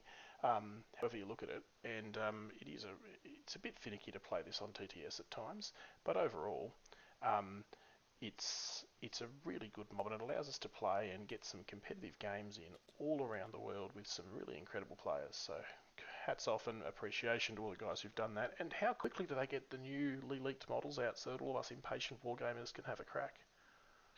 Yeah, I love it. I love it. We've got a few people that are playing the newly revealed Cad Bane Padme Amidala from the AMG website in the league, which is really fun. So really cool to see that. I can't wait to give it a crack myself. Who are you most excited to try out, Tom? Honestly, Cad Bane, I just think he's such a cool character. I mean, Padme's cool as well. Out of that, out of if we're gonna use the entire boxes, I think noting we haven't had the supporting cast revealed yet. I'd like to try Sabe. I think she's a really cool character, and Aura Singh is cool as well for sure. So yeah, I can't how about help. yourself? Well, I can't help it. I shouldn't probably out myself coming out on this YouTube event that I'm told is going to have more viewers than the Matildas soccer. But I'm a deep-seated wrestling tragic, and I can't see that handmaiden without reading the name as Sabu after a sort of a famous pro wrestler. Um, so every time I hear her name, I want to go Sabu, Sabu, Sabu. Um, just that So we'll have to go hand then. Yeah, look, I'm really interested with them. I think I'll probably have fun with bounty hunters for years to come with all the silly shenanigans you can get with them adopting other people's personalities. But I'm really I think that stuff will just keep unfolding. But I think in terms of like short term, I'm really interested in getting handmaidens, and I'm kind of keen to paint them too because they've got some real colour, which is I can't even bring myself to paint my droids, my clones. Sorry, they're all just like white on white with a bit of black between. Yeah, completely agree. So we've drawn the Shatterpoint card. Yep. Decided to shuffle it back, and then Morgan, very much like Kildare, has an early repeat of Struggle 1 in that he's drawn the Magna Guard for his first, or his nearly first Struggle 3 activation, I should say. Um, so I'll see what he puts in here. He looks like he's going to push himself in the centre, but he wants to be outside of Kraken at least. Probably going to give some protection to Mother Townsend with some cover. Yeah, I don't think he's too fussed about being outside or inside too of Kraken. Mostly, Kraken does not hit terribly hard in melee, so I No, he doesn't. Yeah. don't think that'll be his big concern there. He may be more interested in potentially hitting a reposition on these guys. A lot of droids have repositions, which is quite handy. Yeah, I think they've done a really good job of making the droids feel like a horde army while they're not. Mm. With a very few models on the field, I think they've done a really good job there. Yeah, I think that's a fair comment. So we've gone into it seems to be Grievous. Yes. Yeah, and he's on his what arm? No, he's on his Yep. So we'll just pull up. He's got the the five defense dice. It's really oh, hang on, I can't seem to pick up the card here. I'll just zoom in. Yeah. Interesting one there is that the expertise there for 2 gets a dash, and for 3 a reposition. So a really nifty expertise tree, even if it's not terribly defensive. Um, And luckily for Morgan, he rolled 0 expertise in general awareness. So yeah, it would have been a really courageous decision to actually go in there, knowing how much the board could be affected by Grievous's reposition late. So the second one going in there as well. Again, no expertise. So Grievous will feel a little bit sad-faced about that, I suspect. But that was into Django, who will also feel a bit sad about that. oh, was it? We've got 3 crits going into Django there, which will be a total of 5 damage and a few potions or conditions. Yeah, and Magnagard's again another really strong tree. So 2 shoves, and they've got the reposition, which is the interesting one. Whether he'll take the disarm or the reposition, we'll see. Oh, he's taking the disarm, so Disarm, yeah. I think that's quite a good shout on Django. He's got some really, really beautiful, and Grievous, to be honest. He's got some, both of them have some beautiful offensive capacity with the expertise trees. yeah, Django really, especially with a wound on him, that trip line's getting expensive. So quite happy to take it off as best we can off the table from the expertise. Um, uh, uh, Trut, I've just lost. Yeah, I don't know what's. Maybe he's rebooting because there's laggy mod stuff happening.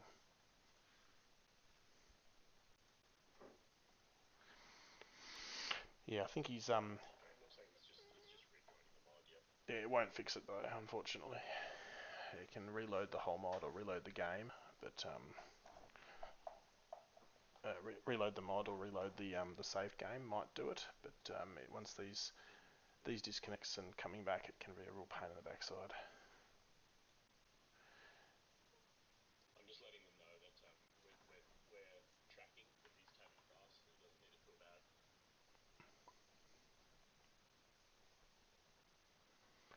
Yeah, but he's going to be really pushing with that attrition now as well. He's going to have some pieces start off. Morgan's come through nicely. I wonder if he was intentionally trying to suck Kildare up the table in those first few activations of struggle 1 and maybe even concede it just to put out that attrition, which is really starting to hurt now.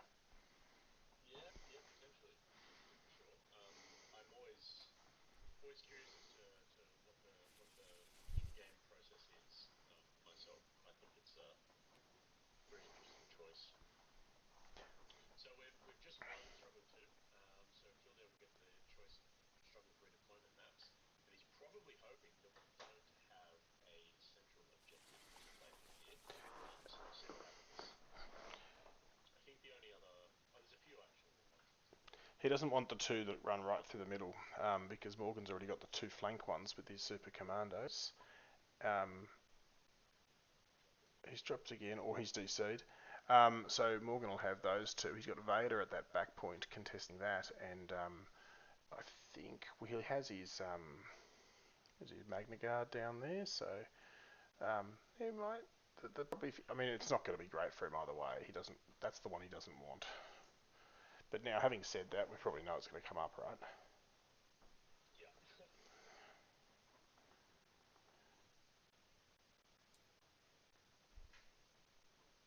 Just communicating Bree what's going on Yep. in the game.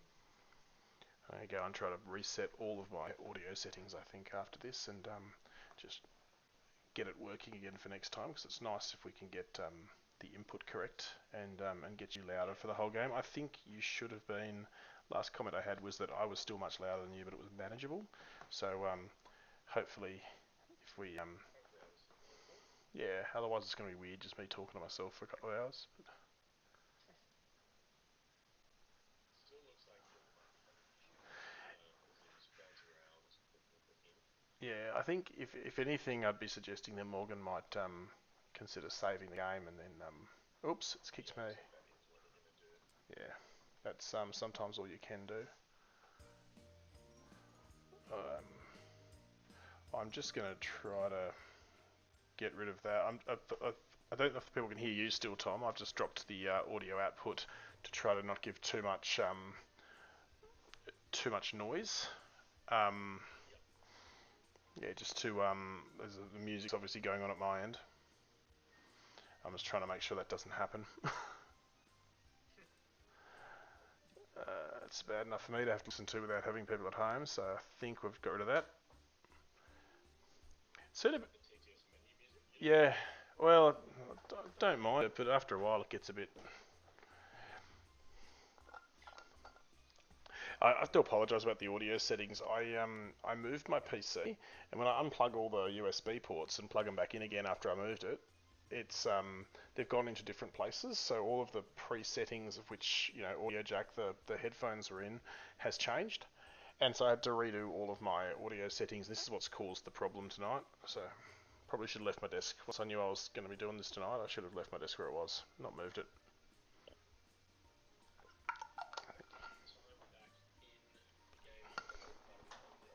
Well, that's good. I'll just jump in now. It was same parts as before. Yeah, I think there we go. All right, healthier for whom though? I wonder. Oh, let's have a look at this new draw. Oh, that's he's going to feel bad about that. Will Kildare, I think. That's not what he wanted. So where do you go here? Do you think with the two snippers on each point? Look, it's not horrible because they've taken some damage. You can possibly, with whoever you activate, just tries to wound them. But Morgs is that's on Morgan's side, the left. Oh yes, they may not be, so that would probably make it not too bad. I don't. Vader's only got 2 health left, so yep, there you go. He's seen the Vader opportunity as a bit of a weakness, maybe. I think they might.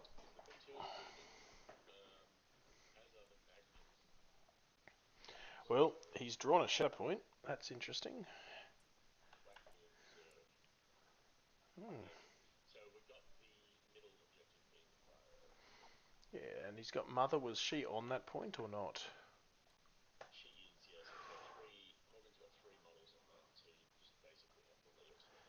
Um, and the Magnas are very, very healthy, and there's not much going to get rid of them.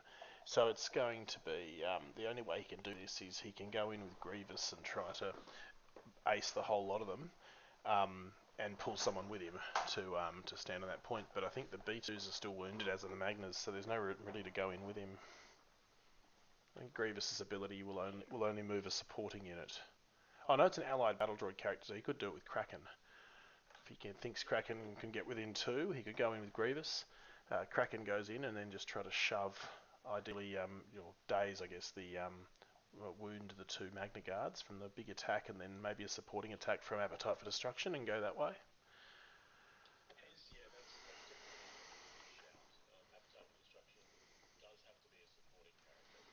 But he's got the Magna Guards there. Or he could go the battle droids, depending on the range, because he might. But I mean, he'd start to burn a lot of force doing that. If he wants to then go supporting.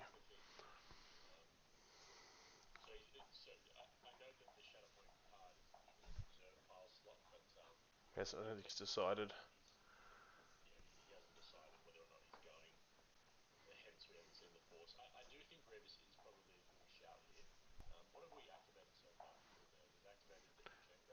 Yep, that's correct. Yeah, the B2s are sad. They're not going to be real happy. They're sitting in subjective doing nothing.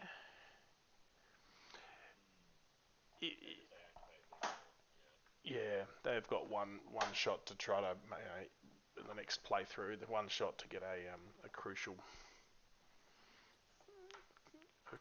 objective swing, but you can still dash though. Yeah.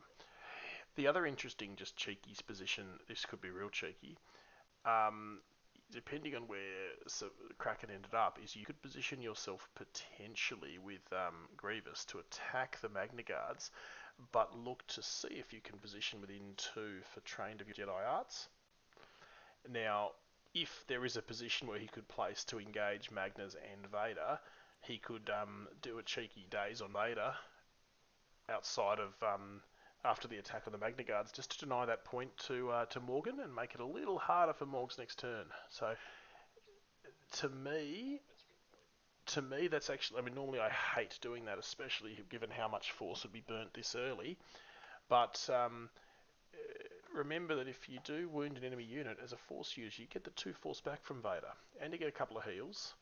So I think that's where I'd probably want to go with Grievous, try to make sure if I could find a spot there to wound Vader, get that force back. Take that, pay 1 for the scuttle, and oh, he's going with Django. That's not what I expected. Morgan's he's just going to put. Django's going to reset himself. Hmm. He's not wounded at all. Well, I mean, I thought he just was wounded. He just actually went, didn't he? So disarm. He may be looking to try to deny a Savage activation in the future, or possibly just have it even daze him now to get some force back. But I don't think I love this. No. Oh, he's going to Mother, is he? Yeah, mother. What? So it will be a disarmed activation as well. So he's not going to get Yeah. any expertise. Well, he's taken the disarm off, or he's taken it off now. I don't know. Yeah. Hmm. Well, he's got a crit through. Yeah, which is just 2 damage. Yeah. What was? I wonder what the. Unless he's doing it. I just can't see why he's done that. To be honest. Almost a surrender. I think I'd much have preferred the Grievous play. Yeah, the Grievous play, even if you don't do the double tap thing that you were suggesting, there is the potential to there He's, is the potential to just score a few more points because you could get equally you could get Kraken on that back point, and then you can get Grievous in the center or to where Vader is, and you can at least get force back with Grievous. So then you're not down to 3, for example. You're now at 5. I think he was on 3.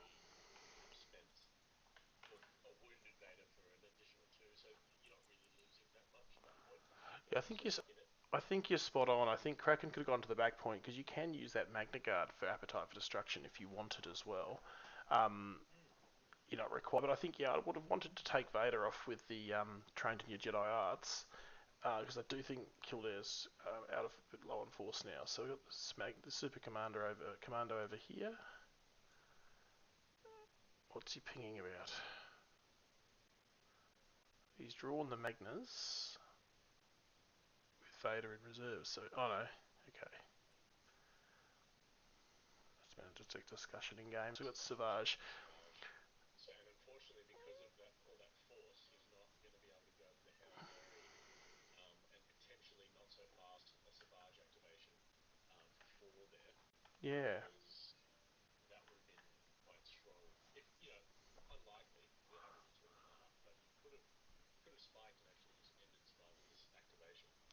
Yeah, well, I think that's why I thought the attack might have gone into Savage, just to do exactly that. If you were going to take that position, setting up for it. Jeff's just saying I should have been a bit nicer with the jovial music. I should have left the Left it on. yeah. Which reminds me, I've just got to take the put the game sounds back on as well.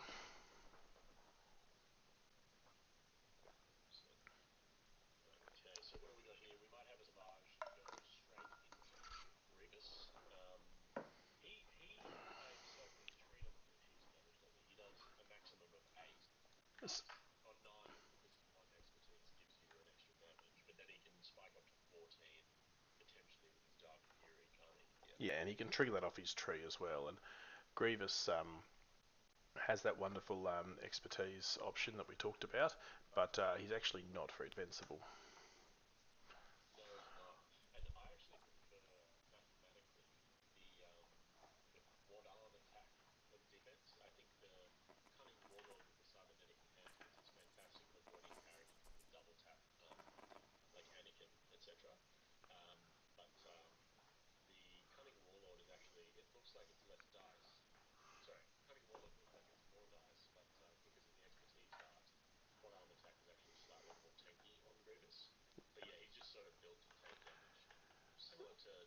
Oh, he's gone into Kraken though. He's gone into Kraken rather than Grievous. I thought I was a bit. I was going to say for a second there that if Grievous was to be wounded or injured by this attack, wounded's the right word. Just to be aware of that Dooku innate that would give somebody a chance to even potentially do a cheeky daze on or wound on Savage out of action, which could be a bit of a swing point. Um, but he's made the smart move, Morgan, which he often does, and gone into a piece that wasn't going to accidentally wound, and just put some damage there for later, which is never a bad thing to do. Then just to take cover, I think, to get him onto the point and really hold that middle one, and he'll score 3 there, which is what he wants. No, and 3s will get you there. If you can score 3 every time, you put the pressure on your opponent, and especially when you've got the attritional edge. So that's a good roll for Kildare.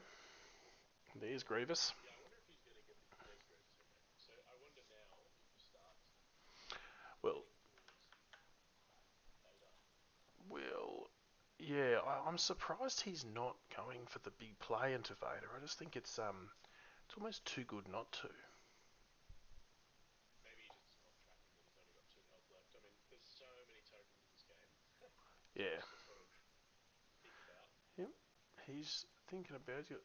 He's got up his sleeve. He wants to get his Magnas back into the game, but he also it's a risk doing so because as soon as he flips them back, they can get put into the same position that the B2s are in, and there's a Vader sitting there looking pretty threatening.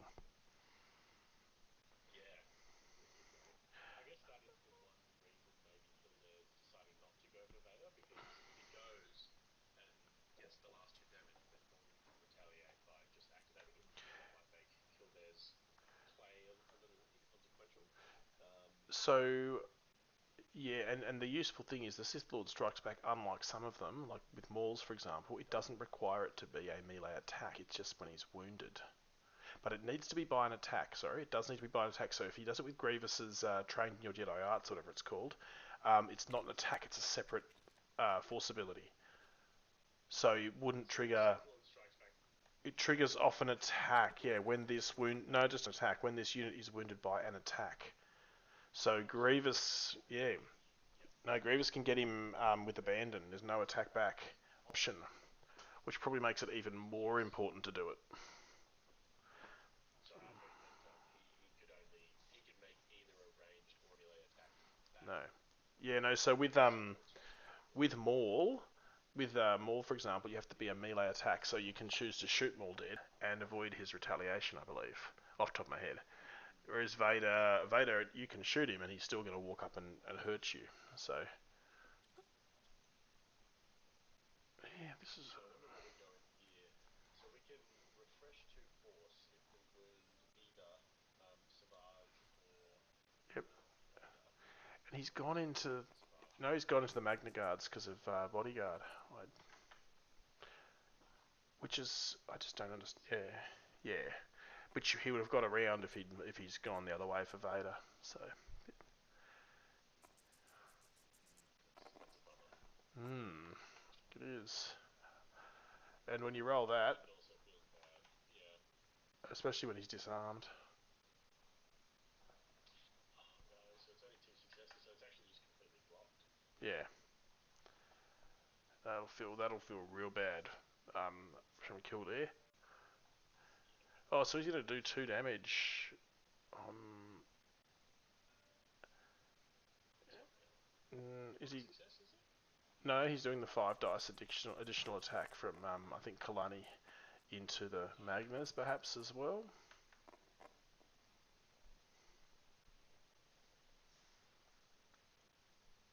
So this is Appetite for Destruction going off. But yeah, I think he's missed a big trick there, not getting Vader. I'm not sure if it's possible, but I just eyeballing it, I think it's at least worth trying to consider. And don't forget as well, if you do happen to get any abilities that would move him, you're measuring for engaged after the attack is resolved, so you can move like Grievous first. So if he does hit the full tree, which he didn't, he gets his reposition. You can actually reposition somewhere completely different to trigger trained in your Jedi arts. Yes, of course. Yeah. There's a lot of sneaky things you can do with that. Doesn't always come up, but it's worth thinking about nonetheless. Yeah, probably not what he was looking for there. No. Both of the units, yeah, had no healing, no momentum, no nothing. And didn't get the Went over point. for a 2 point swing, it seems. I say over. I mean, that's still okay. It's not terrible. Until, yeah, set it into the middle, and yeah. So what's And wounded on Morgan's side? The Magnas are still. he's So the got, Magnas are back. yeah, he's got nothing wounded. He's got an injury on Mother and on the Magnus. He's really pulled ahead on the attrition.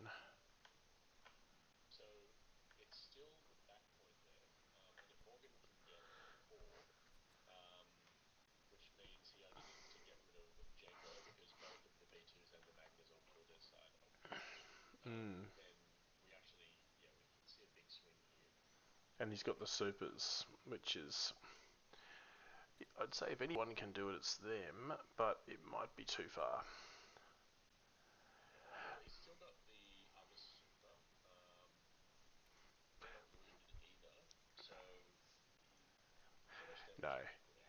Pretty Uh, good. Even if they do, though, he's not going to get the point. And I think unless Morgan's got a particular plan as to how he's going to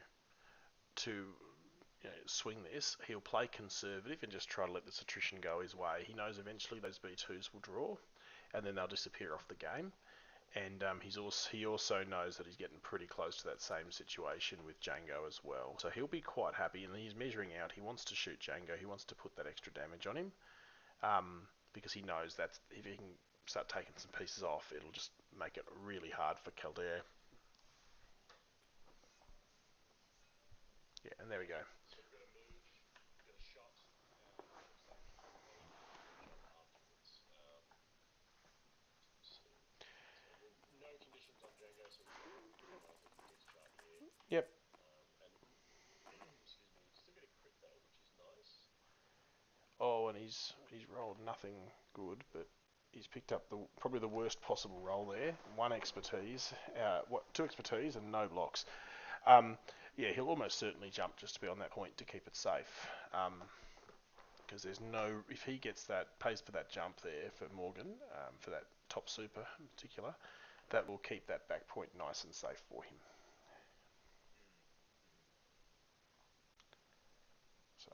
So we're actually quite close to getting him there. with the strain as well, that is a wounded Django. He's got 9 damage on him, so I think he's Oh wow. Yeah. yeah, So we but can actually jump forwards with the Magnus if with the Mandos if we want to score more points. But as you've said, I think he's just decided to play it cool with this. but yeah, he may or may not have been able to get there, but um, you've got to watch here there, see whether what Dooku's going to do in response to this as well. I don't know why he hasn't put the wound up. So this one's just going into Grievous for the second attack. And has he scored enough to get a jump or not? Let's see what Grievous rolled. Grievous is, it's gone now, but I suspect he didn't. I think he might have got everything, and now Morgan's Yeah. spending 1 for a jump. Yeah. Yeah, and he's trying to catch both Kraken and Grievous in his net of you cannot escape. I think I don't know if that's his other one. So he's just trying to corner Grievous in a position where he'll take damage if he leaves combat. Yeah. Not. But How does Kildare respond? It's going to be Morgan's back point now. yeah, I think this is probably gone for Kildare.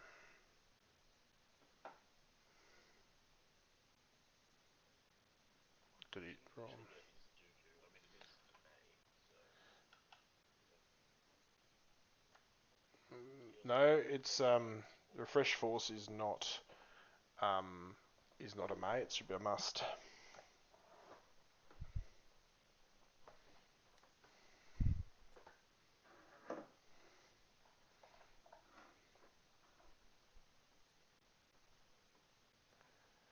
So what's he drawn? He's drawn Kraken. So what will he do there?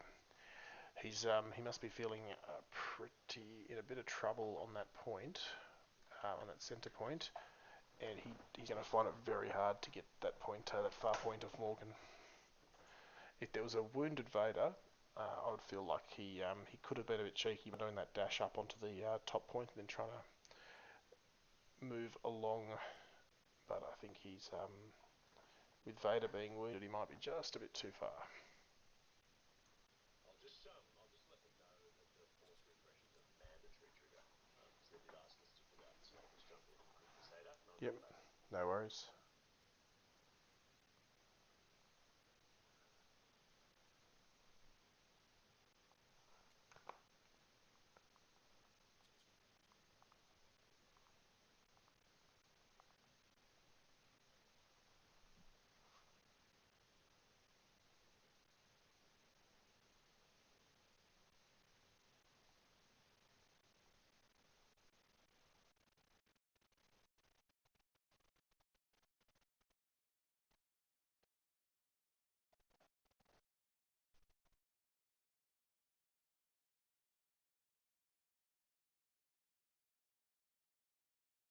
So there, yep, they've called that.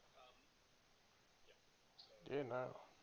Morgan didn't intend to do the full tree, or they miscalculated, and yep.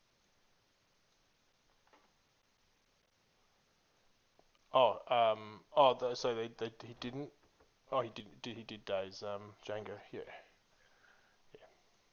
Because nothing's changed, I guess, in No. terms of what's happening. But the force refresh is mandatory. So. Absolutely. It's it's pretty tough from here for Kildare. I agree. I do agree. I'm not sure what we're triggering though for this one. Probably a Magna Guard or a B2.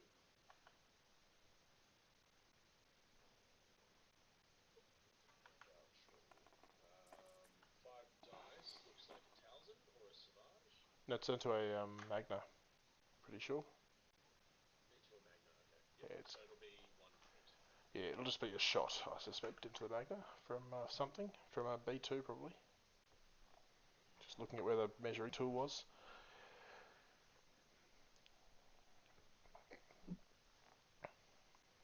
So I think Kildare would have been really happy to get out there and win that first objective and got out of the blocks real hard and real fast. But he might be a little bit disappointed to run out of steam. The droids do though. They do. Especially if you're disciplined in going into those supporting pieces, they really do struggle. Sometimes you just sort of feel like you're just getting it by the skin of your teeth. In that third. They really do struggle. Clones, if you wound them, they still only usually spend 1 force subordinated by you anyway. Like that's sort of their main jam, while the main characters, being the primaries and the secondaries, do all the heavy lifting. So that was the dash from Kraken. Now he's got a decent little tree, but Kalani is actually a slightly stronger option because in some ways because she has that reposition, or it has that reposition. So I'm not really sure what the opportunity is here. Maybe there's not a lot that's available at this point. The Kraken shoves are quite strong. They are, but I can't see him getting onto the point with them. Yeah. Well, I guess there's 3, isn't there? So that's a possibility, I suppose. It is. It's pretty optimistic. The wound could happen as well.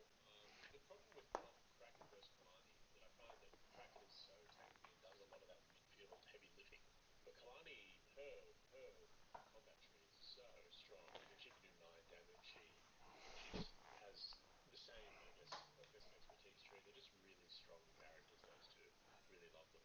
Yeah, the +1 dice I think is really where the 5th point comes from. So it looks a double shove, but it won't be enough, I don't think. I think so. Yeah, the double the tree the reposition on the tree and the +1 dice are both very strong for Kalani, but Kalani does fall over like Oh yeah. a leaf in a storm. Protection reverse and past is strong. Is weak, I should say, TTS. And Go for it. I don't think it's even in the realms of possibilities. At one shove, it's got to be the second one. If we had got that third shove, I think there is potential there. Yeah, yeah, it's fair, but like, if Yeah. maybe you know, like strange things happen, and sometimes eyeballing it is just wrong. So you may as well measure it out, but it looks like a bridge too far for me. Because Even with the with the third shove, it's no, he's looking for tactical network, but it says another allied battle droid character. So, which is interesting because Kraken, um, it's some good rule writing in there. There's it's got the same ability as Kalani, so they can't trigger one off each other. But yeah, this is going to This might be the game if we can get 4 and a wound. yeah, and it's And Vader's the man to do it. If anyone's going to get a wound, it would be Vader. well, Vader can't. All he needs to do.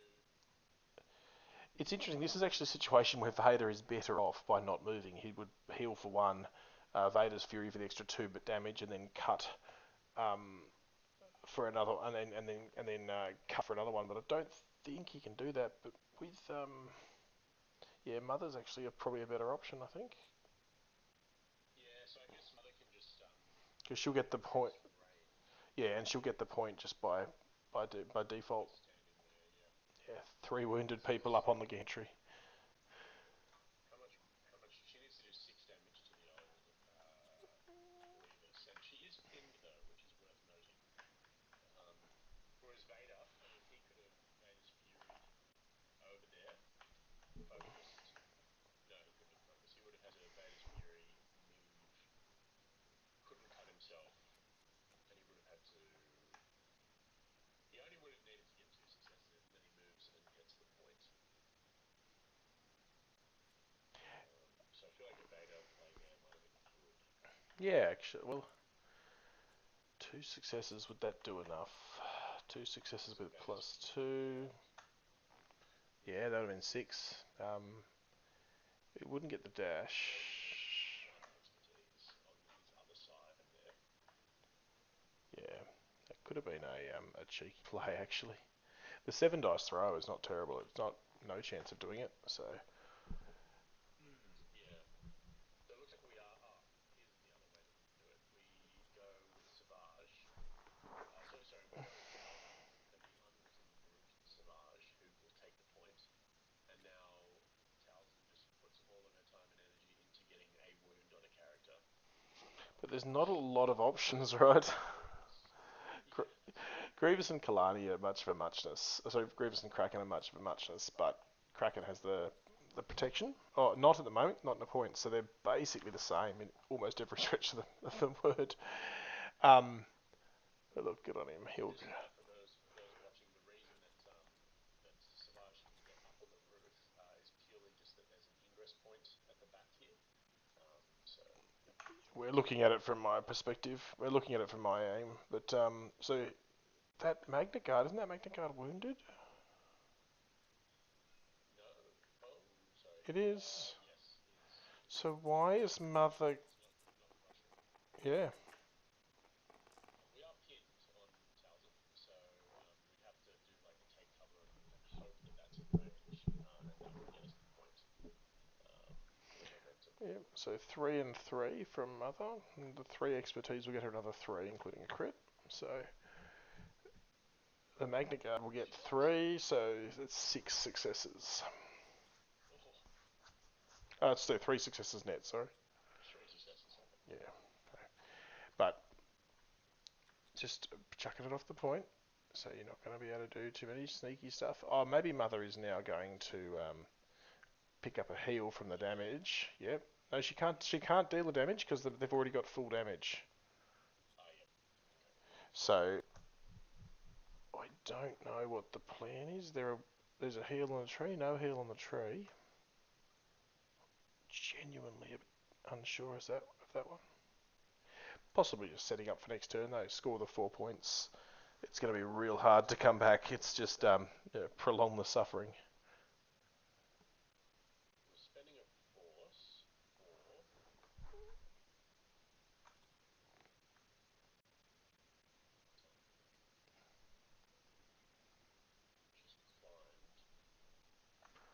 Suspended force.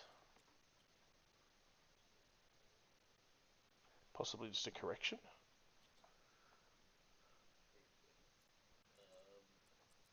Unsure how she moved up there with the pin, but I'm sure the guys are on top of it. She's cleared the pin, so maybe he's taken the pin off because of the damage that was dealt.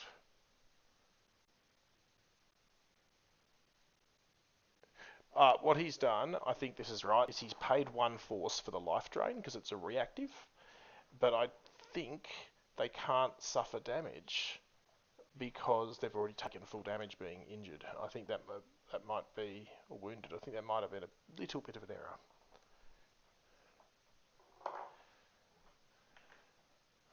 So I think he's done the damage and he said, all right, I'll pay 1 to trigger life drain because it's reactive, and then I'll clear the pin and then I can climb up. Okay, yeah. I'm just clarifying with you guys now.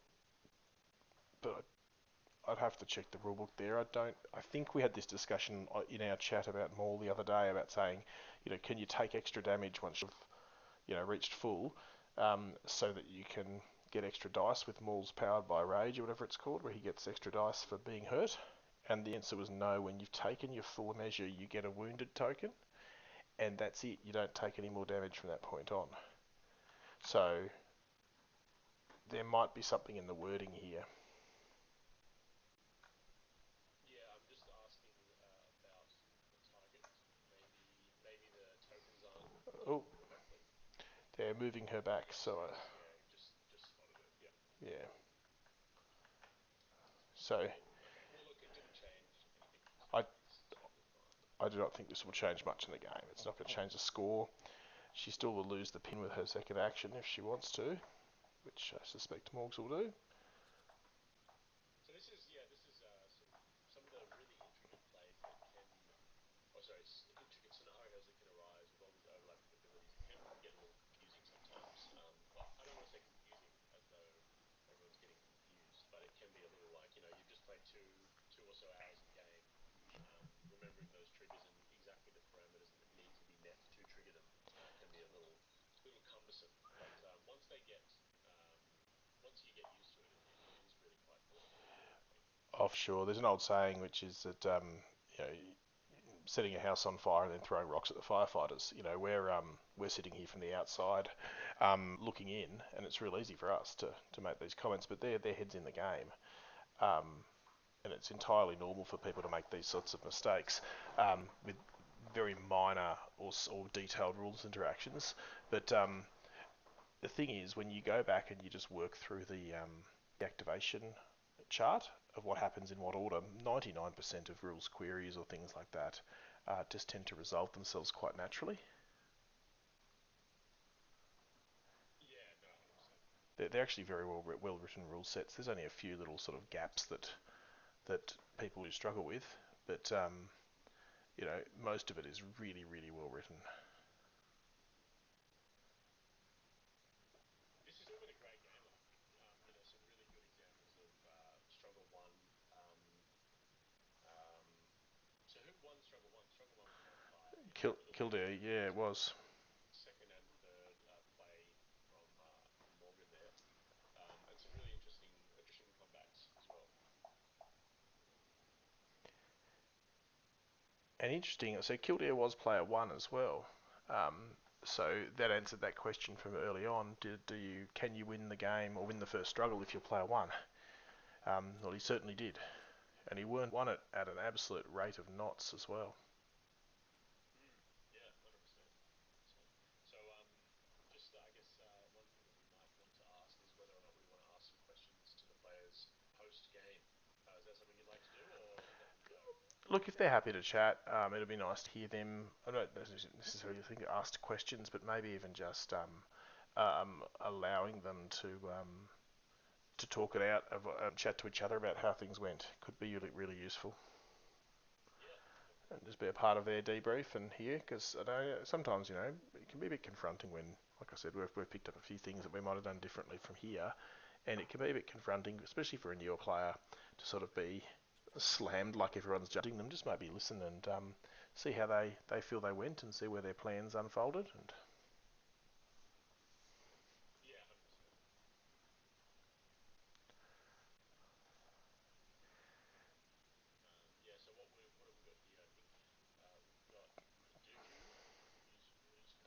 Yep, so he's measuring to consider what he wants to do with that Magna Guard there. Yeah. Magna Guard are pinned though, so they won't be able to move. And that's actually only because of Mother, that last attack, so a good move perhaps. Very, very true. And given that with Mother still with Dooku still in the bank, you might almost feel like they have to reserve Dooku and draw again, but he's missed the fact that that it's pinned. No, he's got it. Got it back now. Yeah. Yes. Yeah. And it's Dooku's range, or is it? Yeah, range 3. Yeah, it is. Yeah, so he couldn't have gone anywhere else, effectively. No, but it's quite a nifty one. Where he differs and where you get a little bit bonus is that this is just an allied battle droid character within 4. It's a separatist alliance character within 3. So you can get your Jangos and your Savages working from that too, which is quite nice. Just adds a bit of flexibility into the play. Yeah, yeah, I really like Dooku. He's someone that I really want to experiment with. I find myself strongly drawn towards the clones, but I think that a lot of the fun is to be had with separatists, if that makes sense. Like, there are a lot of easy to sort of pick up and go for plays and synergies, and I find clones a little bit more, I don't want to say frustrating, but they're a lot more delicate to play and a little bit challenging because of the units that you necessarily write them. Yes, and the synergies are a bit more aggressive with the clones. That was a nice little move though. So what he did there was he's attacked Vader at range with the Force Lightning from up on the gantry. He's got the 2 points on Vader to get the wound, and then he's also triggered the reposition, and he's got a full advance to go and grab that point. Which is so he's grabbed the 1 point. It's a bit moot because um, Morgan still has 2, so it really doesn't matter what he does here. Morgan should just stand still and win in case there's a secret, but there is no secrets. He needs the blood though, right? He needs to destroy Grievous with Dark Rage. And he also just wants Vader to get the winning blow as well. Of course he does. It is when you play good guys like Vader, you need to make sure those good guys get their hero moment. You need to emulate the Rogue One moment for sure. Yeah, and you know, Just charging on Hallway. but yeah, I mean he's the ultimate good guy, the tragic hero one could say in Star Wars, right? So that should be enough. Even though we've got 3 blocks, the 3 expertise from Vader will become 2 additional crits and a strike. So it'll be 4 strike. Sorry, 4 crits, 3 strikes, Yeah, and that will be enough to wound Grievous. and we will go Kasplat. Yeah. So I've just told guys to let us know when they're good for us to jump in and ask some questions. Yeah, and look, it's really interesting to watch these games from the outside. It's very easy to lose track of them as well, but you can kind of follow along and really enjoy, I guess, the process of how these games can unfold and pick up a few things for your gameplay. And for me, I really did pick up those B2s being out of position early on that I think really hurt Kildare, and we picked up on that Grievous into Vader play that could have been quite cheeky. And sometimes you've got to be able to have the inspiration to find an out there play when you're trying to chase the game, as I think Kildare was in that third struggle. Yeah. It doesn't always come off, but it's just like sometimes you just got to throw it out there and just see. And one time in 100 it comes off and you look like an absolute hero. You say, yep, always planned for it. Lovely. So I've just got the okay to jump in to the guys' games, and I'll let you um, defer to your questions initially, and we'll see how we go. Okay. Yeah, no worries. We'll So jump I'll across. jump over to Morgan first. Easy. And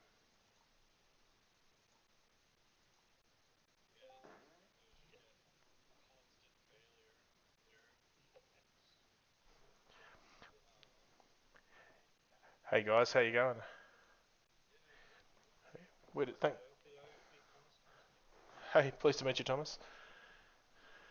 We'll just let you guys chat and share your thoughts on the game, I guess. Okay.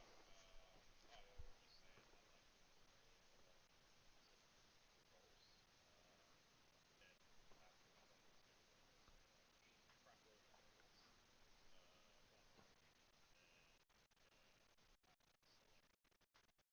and having to select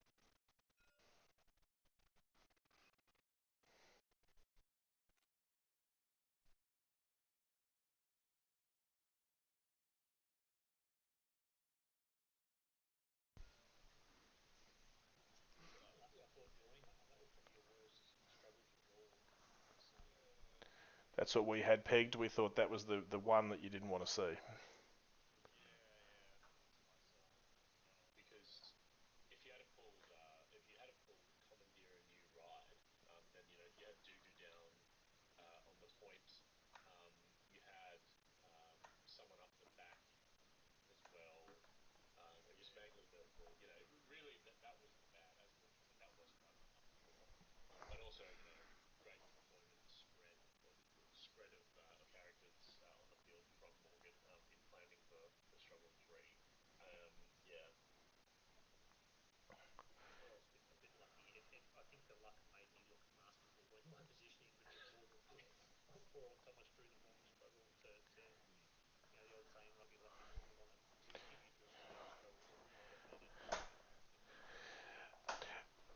We did wonder.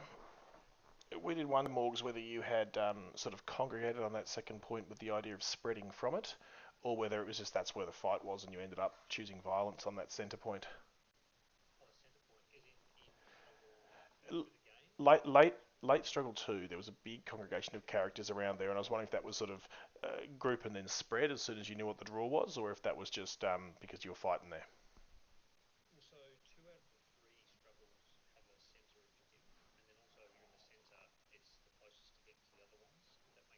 Yeah.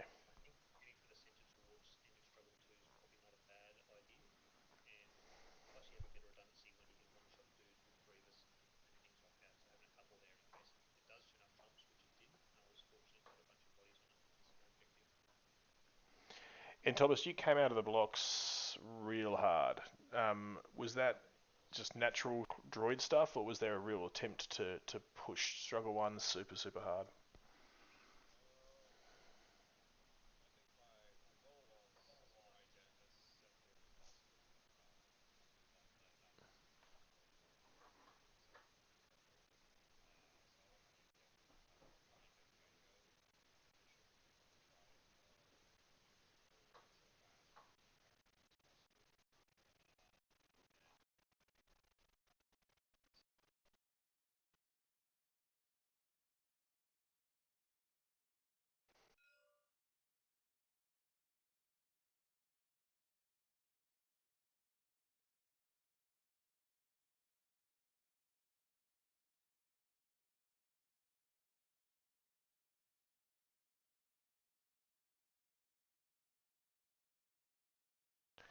Fair enough. how do you find the steam on the separatists? Do you find that targeting the secondaries and the supports, or mainly just the supporting units here, just really hampers their playstyle? How do you usually mitigate that, or are you just is it something that you just accept and keep banging the dice out?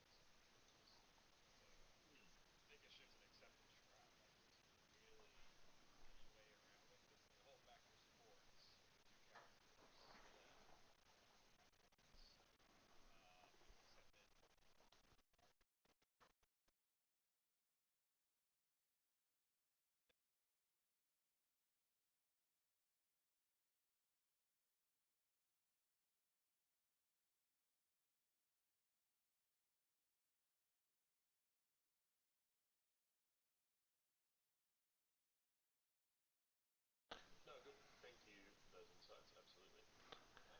Yeah, and Morgan, how did you find Towson and the Savage synergies there? They seem to be really strong. There's so much movement capacity that could be had.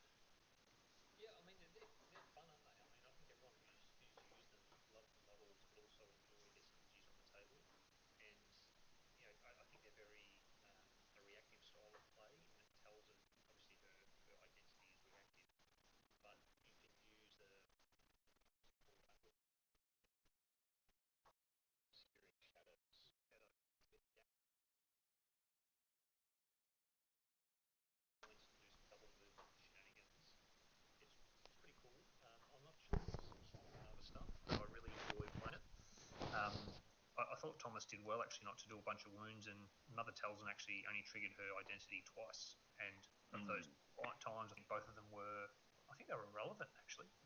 She was out of range, so it was a very quiet game for her, but I enjoyed her ability to do the double move on Savage, and I thought that was quite strong. Great.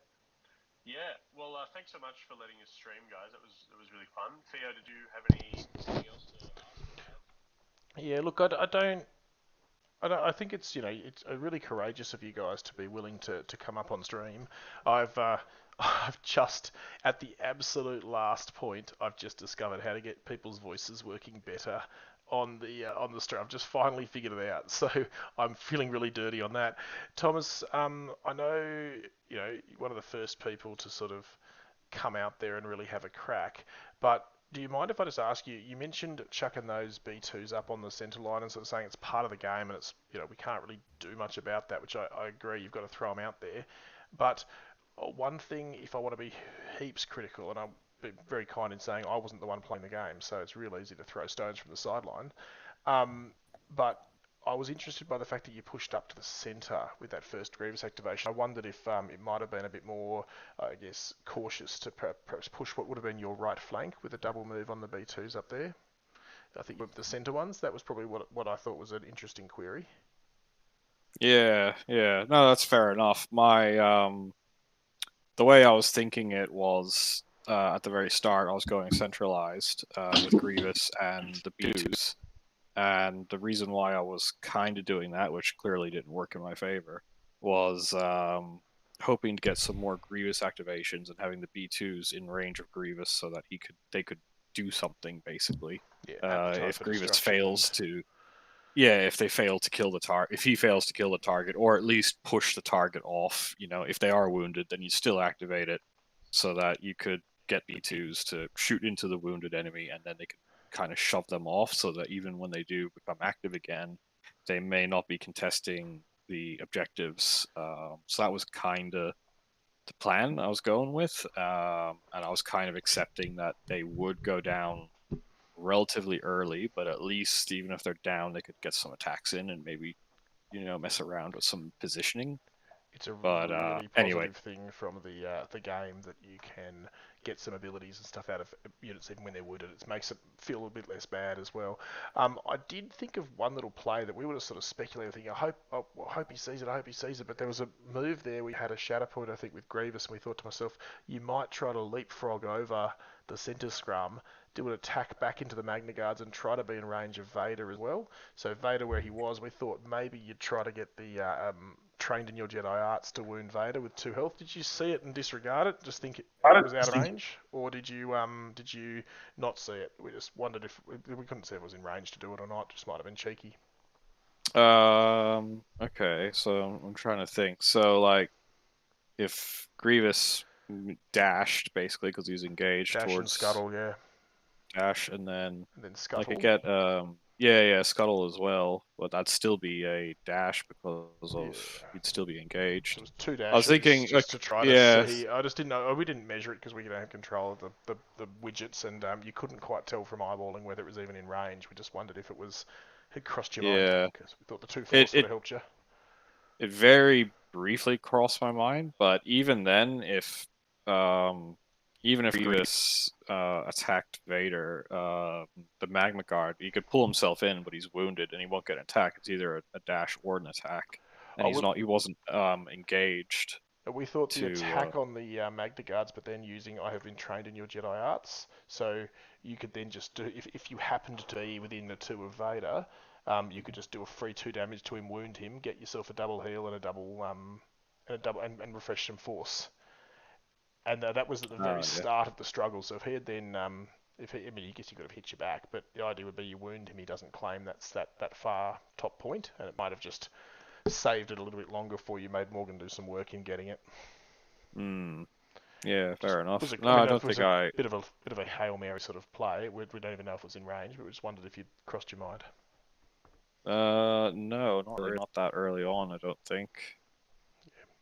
No, again, it's really easy to throw stones from the sideline because you've not got that heat of battle sort of going on. So please don't take that as a criticism. We just wondered if there was sometimes you think of it and then go, "Nope, that's never going to work," or sometimes it just didn't cross your mind. No, that's all good. Yeah. Well, thank you heaps, guys. And yeah, really good to get some games out here. Hopefully we can be of sort of support to the community as a whole, getting some games out and people can see different play styles and what can and can't be done. Yeah, awesome. Always happy to do some stream games. And thanks for the game, Thomas. Much appreciated. And I'll see you locally at some stage for another rematch. Yeah, all good, man. I'll see